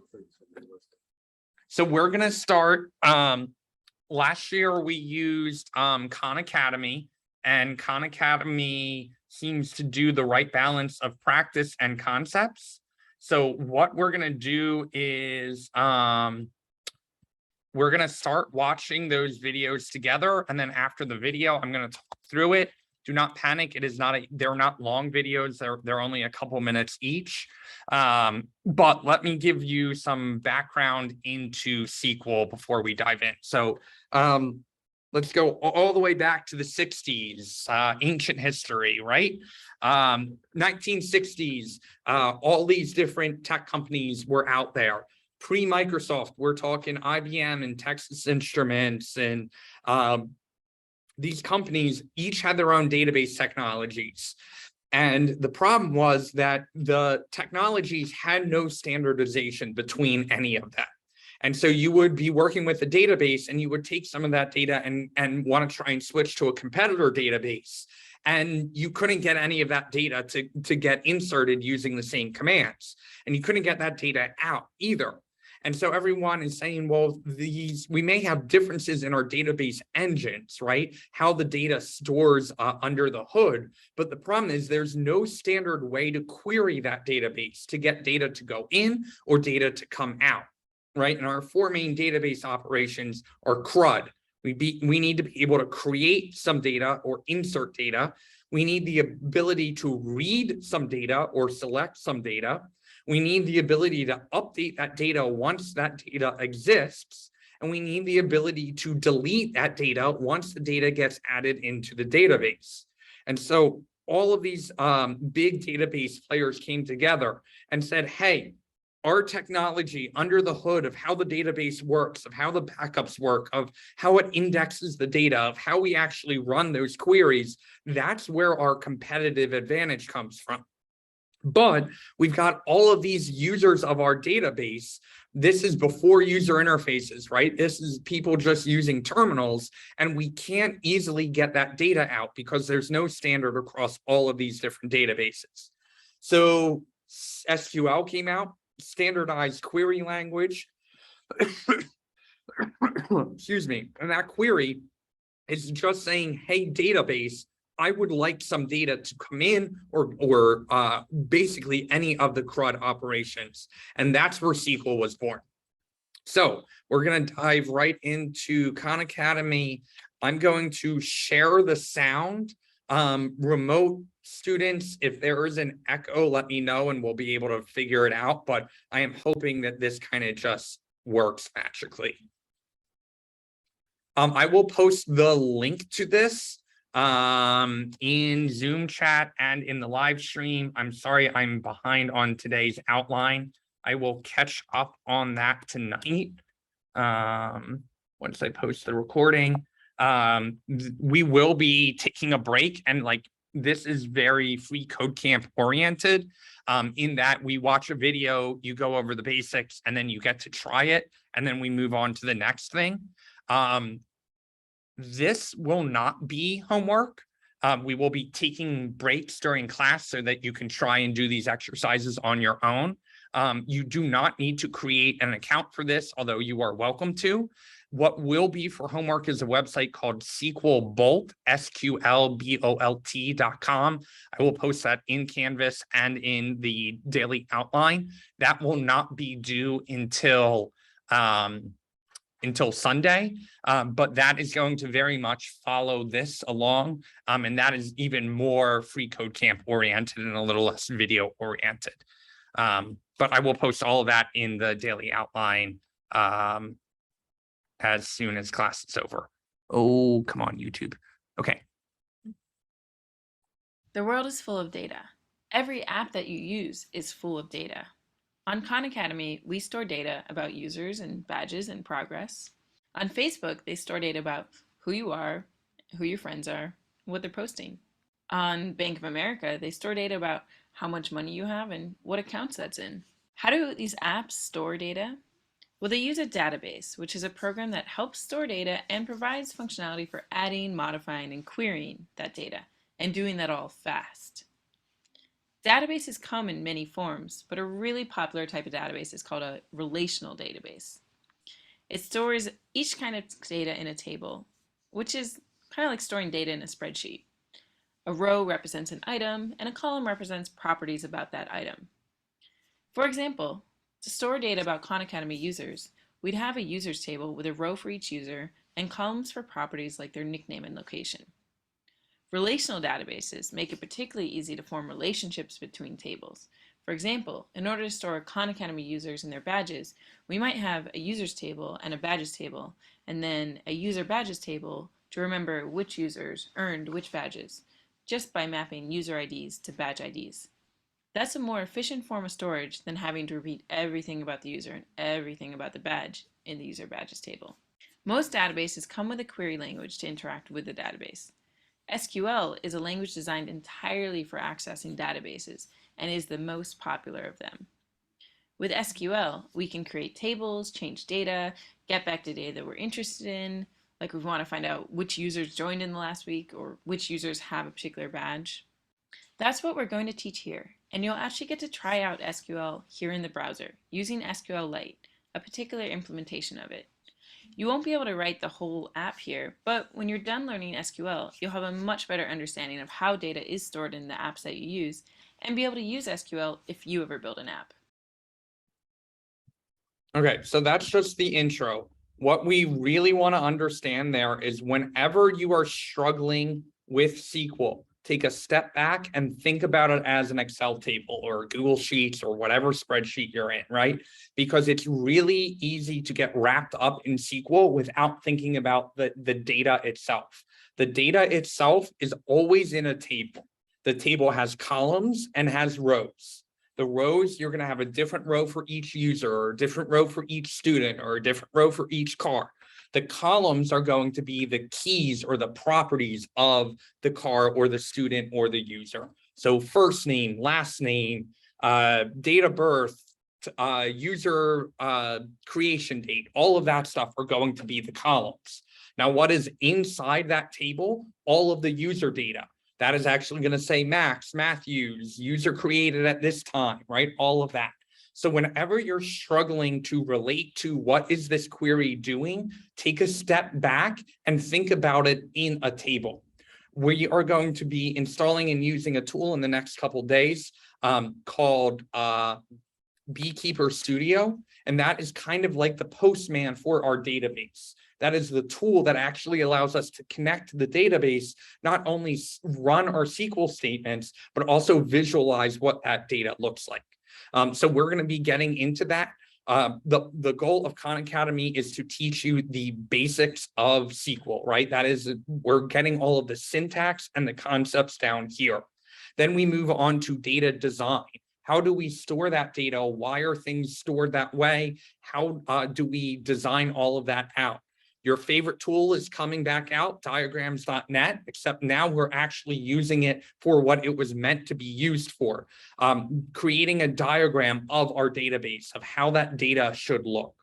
From there, we move on to actually setting up that data structure, getting our database installed locally. We're going to be using a database called Postgres, Postgres.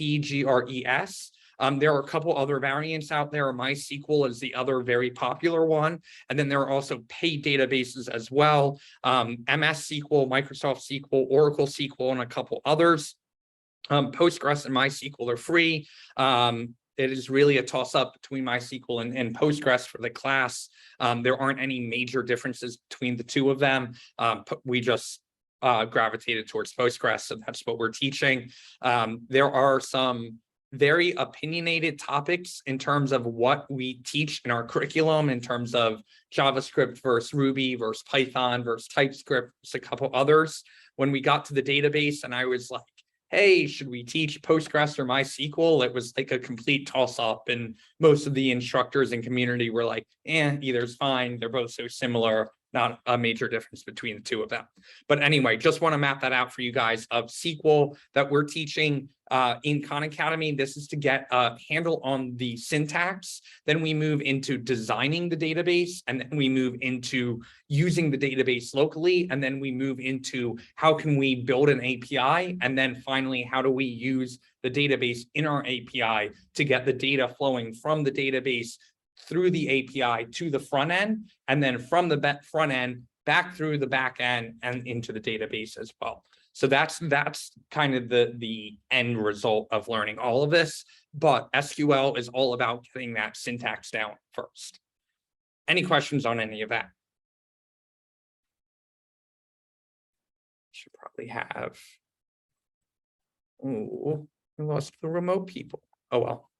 We can hear you guys. If you guys have any questions, just come off mute. I'm not sure where your video feed went. Kind of weird. Yeah, if you have a question, don't raise your hand. Just go ahead and come off mute. Okay, so first things first, we need to create a table and be able to insert data into it. Welcome to my database. It has no data in it yet because I want to build it up with you. What sort of data should we store in our first table? Let's start with a grocery list, which you've probably used in real life. I'm pasting an example list, which has 3 delicious items and how much we want to buy of each of them. Our first bit of SQL will be the command to make the table to store this list. I'll write create table in all caps, and then the name of the table, groceries, and then parentheses and a semicolon. We see an error pop up because the SQL interpreter expects to see column names inside these parentheses. What column should we have in order to describe each item on our list? Well, first we need a name for the item, which I'll call name, and we need to follow that with a data type. We have a few options. Let's go for text. If we look on the right-hand side, we can see our new table is listed with 1 column. But we also need to specify how many of each thing to buy, like our 4 bananas. So let's add a quantity column as well. And this will always be a whole number, so let's use an integer for that data type. And now we can see that new column listed in our table. That looks pretty good if we're thinking about what data we have in this grocery list, but we're missing something that we need in databases, a unique identifier for each row. We almost always need unique IDs for each row in a database because we need a way to identify rows later when we're updating or deleting them and not be dependent on other columns because those could change. We typically specify this ID column first, so I'm moving my cursor before name. I'll call this column ID, that's standard, and then for the data type, I'll have to write this phrase, integer primary key, which signals to the database that it should treat this as the row identifier and that each row must have a unique value for this column. Okay, now we have our groceries table with 3 columns in it. It's empty though, so let's put some data in it. We'll write insert into, and then the table name, groceries, then values, and then parentheses. And here we start listing the column values in the order that we declared the columns. The first column was ID, so I'll put 1, so we haven't used that ID yet. The second column is name, so I'll write bananas. And the third column was quantity, so I'll write 4. Do you see how the schema updated on the right? It now says that there's 1 row in the groceries table, so our insertion worked. Let's add the next 2 items and just doing the same thing. Insert into groceries, values, 2 peanut butter. I would just 1 of those because otherwise I eat too much. And insert into groceries, values, and ID 3. Dark chocolate bars have to be dark. Milk chocolate is not even chocolate. And we'll get 2 of those. Okay, so it says 3 rows. But to really see that the database actually contains data, you can click the table name on the right. This will insert a select statement in your code. And don't worry too much about this now because we'll get to it in the next video. If you want, you can pause the talk through and try clicking the table name yourself to see what happens. That's it. That's all we needed to create our first table and add data to it. It's pretty cool, huh? In the next section, we'll see how to get the data back out of the table in more interesting ways. Okay, so let's quickly recap this. Create table, right? There are every SQL command very verb oriented, right? What are we doing? Are we inserting? Are we selecting? Are we creating? Or are we deleting? Now we give it a table name. All of our data is always in a table. We can't have rows without a table. And then databases are very data type oriented, right? So what we need to do is use a text type here or an integer type here. If we needed a decimal number, we would use a different data type. Now notice in our values, a lot like JavaScript, if we're using a number, we just type the number. If we're inserting that text or a string, we do have to put it in the quotes there. And then the semicolon is what's telling the SQL database, the SQL command, hey, this command is over. So really what we have done here is run 5 individual SQL commands all in one kind of script. Our create table, 3 inserts, and then our final select there, right? So we are running 5 SQL commands here. And then this is kind of the output, right? This is kind of the console log of our database. So we're going to take a couple minutes here. What you need to do is create a table to store a list of books. It needs to have a column for ID, name, and rating. So what you need to do in this exercise is to use a create table SQL command. You also need to use an insert into table name with the values, and then also make sure that you do a select and can see all of the data coming out of that. So we're going to take like, I don't know, 5 minutes, give you guys a chance to practice with this SQL syntax. And I'm dumping this in the CIC live stream and in the chat. And if you want to take a moment to create an account, that will, it's a free account. That will save your progress, or if you want to just screenshot it for you to reference later, that's also fine. These individual exercises are not going to be homework, but this is just a chance to practice a little bit, so it's not just watching videos all class.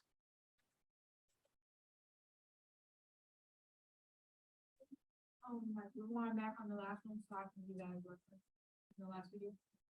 Yeah.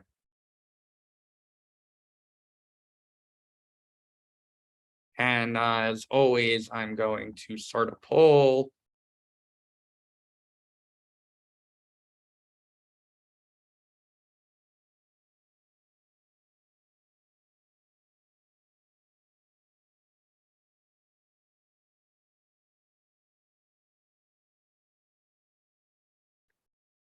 Anyone get stuck, as always, just let me know.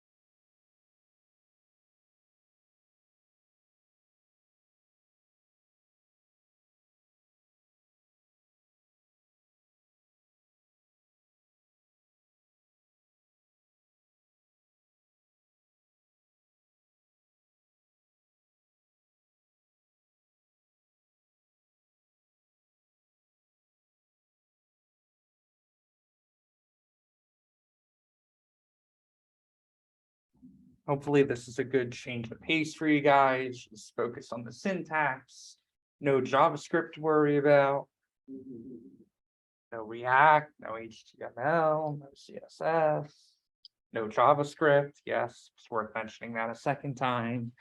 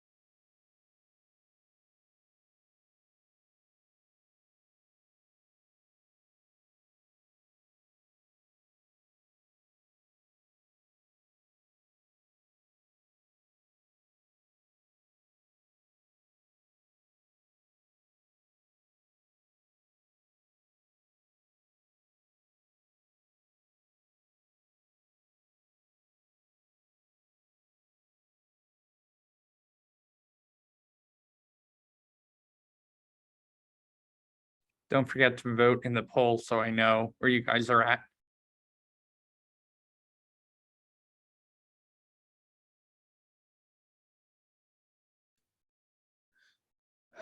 I have an error that says, oh no, syntax error. Do you wanna share screen? Yes. Okay. Where is it? Okay.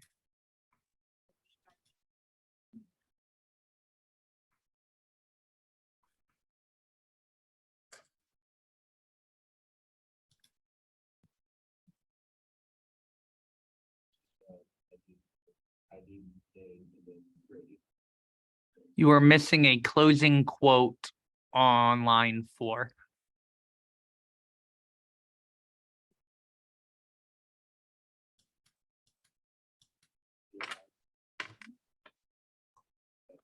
And now you are missing a column called rating.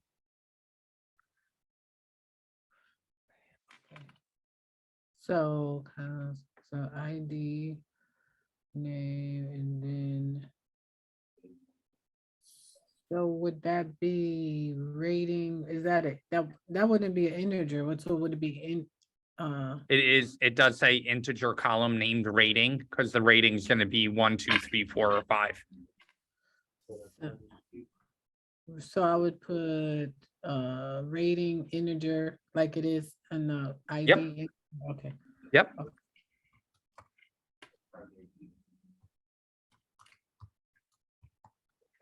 And then just add a rating to each 3 of your inserts. Okay. Comma rate, comma, then the rating. Yep. Okay. Okay, thanks.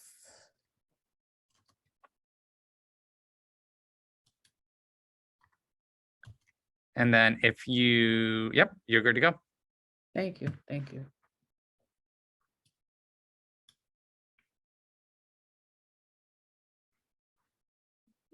Zach, go ahead.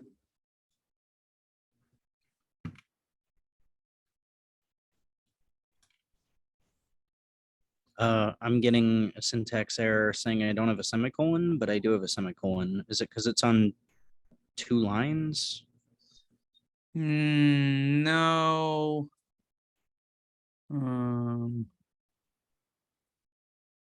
Your table name, you're missing a quote for the author name in all 3 of your inserts. Oh, okay.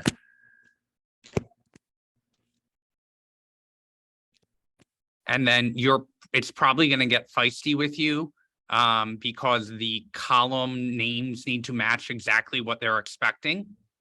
So the table name has to be called books.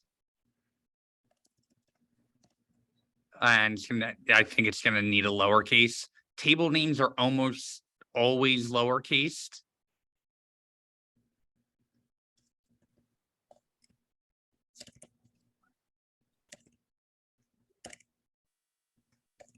And then you are missing a semicolon after line 1. Okay, and now the title, the column titles need to be exactly the same. So instead of book name, just call it name with a lowercase n. And then author name, just make it say author. And you should be good to go. Yep, you're Thank you. good. No problem.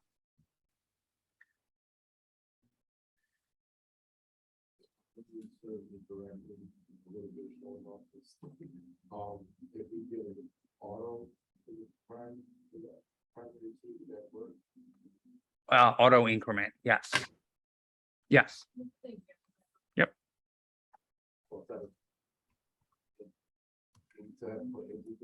Still have to put integer. You still want to do the primary key, and then you would do space auto space increment.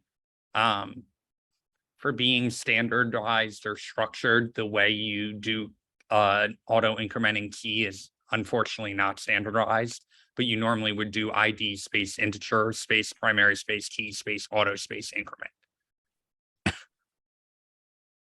So I have a question. So when you have to write out the book list first. Put in put the comments down. Oh, no, this is just a reference, so you know what they wanted you to insert. All right, we got 8 votes in. Last call for any questions. We're gonna do one more query section here and then call it a night.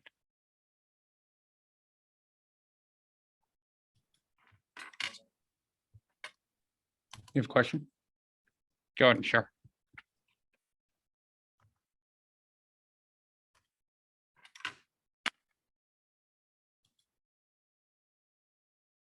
Where did my, oh, here you go. So you need quotes around your titles.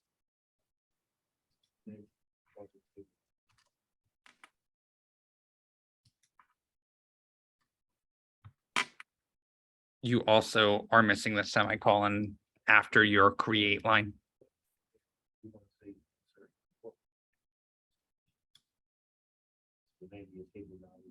At the end of line 1.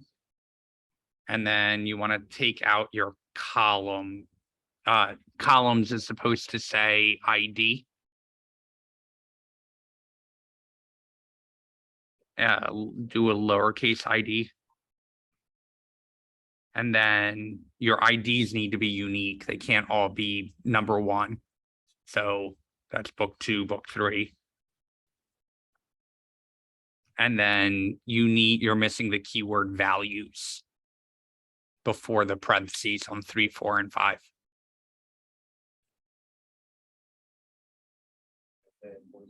After the word books, do a space and say values. And then do that on 4 and 5.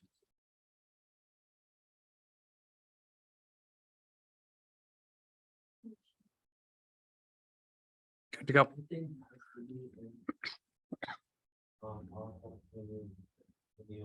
So normally any values, any SQL commands, any SQL syntax, you do in all caps. Anything that you're making up goes in lowercase. So books would go all in lowercase. Text would go all in uppercase.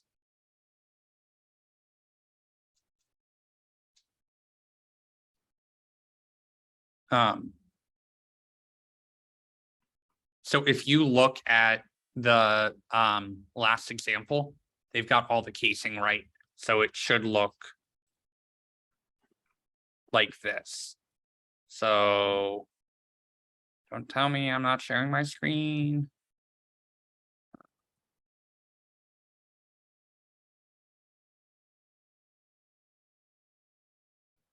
We can see Wayne.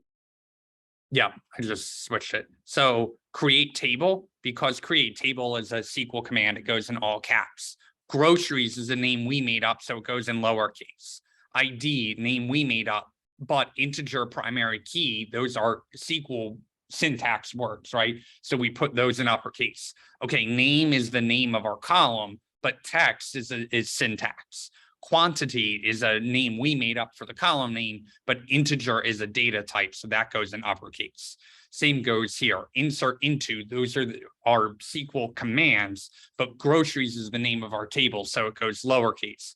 Values, this is a SQL command, but now bananas, peanut butter, and dark chocolate bars, we're making those up, so we can capitalize them however we want because they're in strings. Now this select, that's another SQL word, so we uppercase that. From is another SQL command. Groceries is the name of our table, so we lowercase that.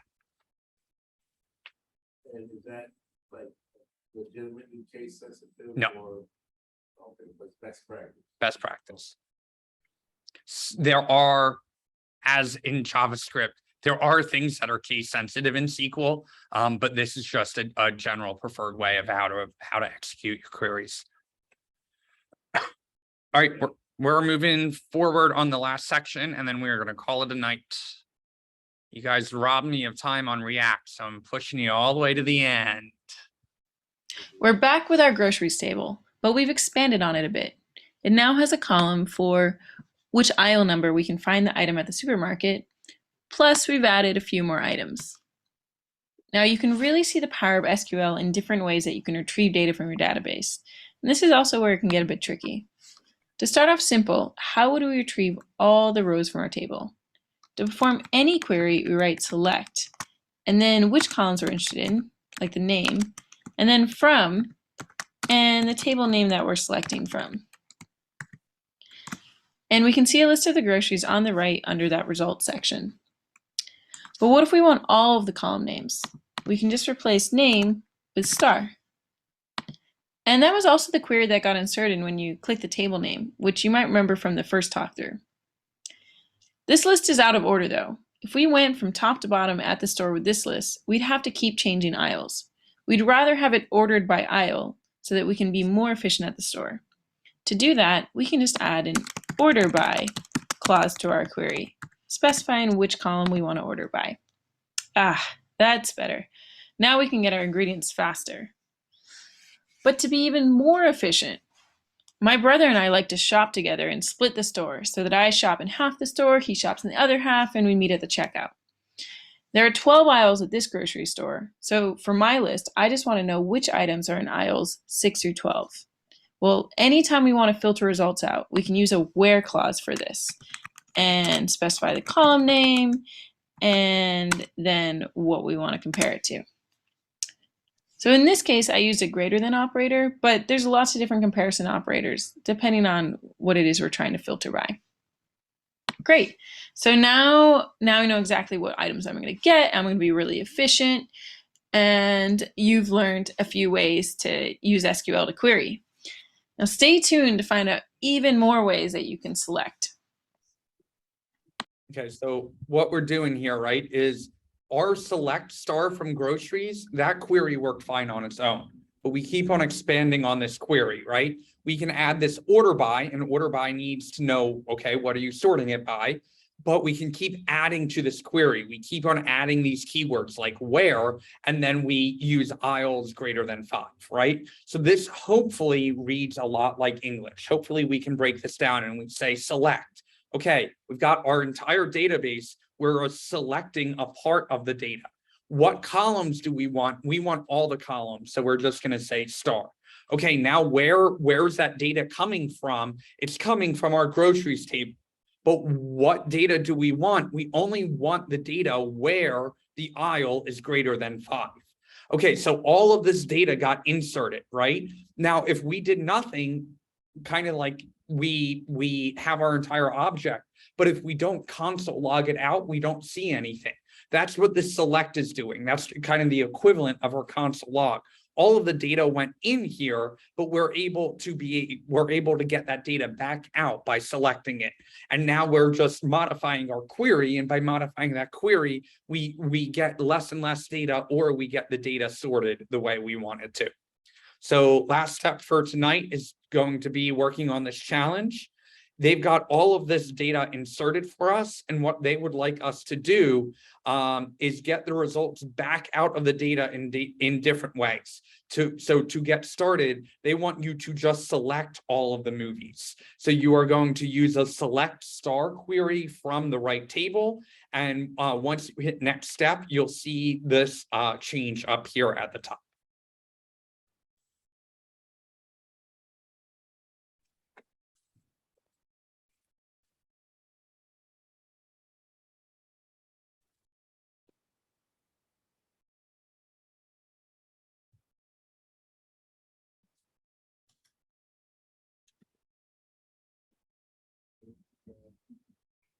Oh, shit.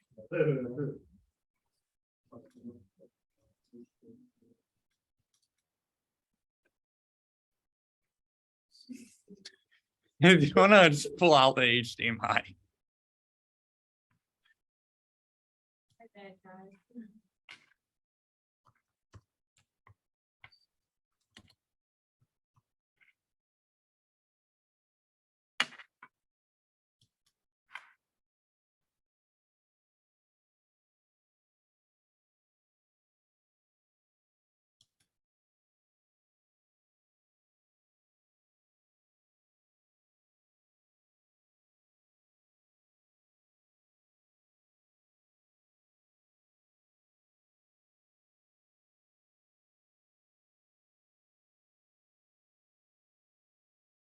just to note there, they want you to do 2 selects queries. So after you get your first select working, do a semicolon, move down to the next line and write it as a second select. Don't modify your first select.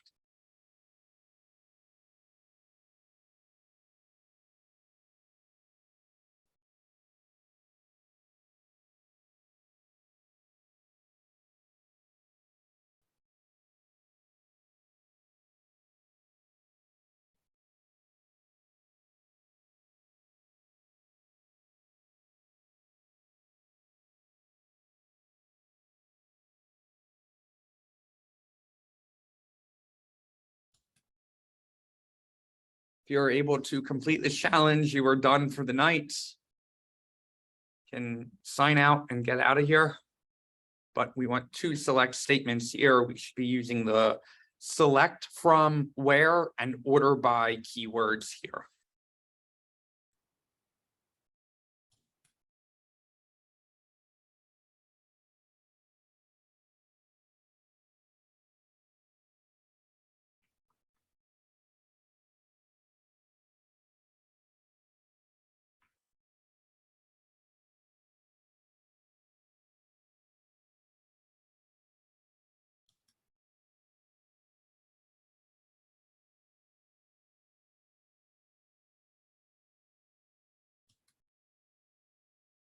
I will stick around for questions. Otherwise, you guys are welcome to get out of here as soon as you get your 2 select statements working. We will pick it up here tomorrow with aggregating data.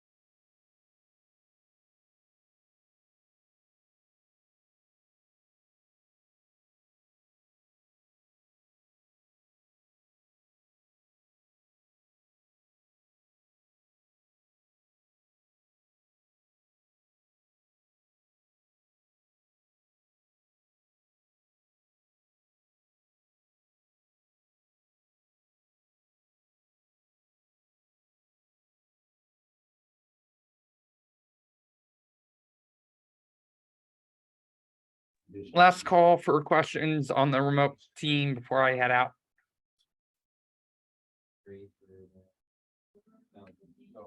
Well, they said. Okie doke. Everyone have an awesome evening. Have a good night.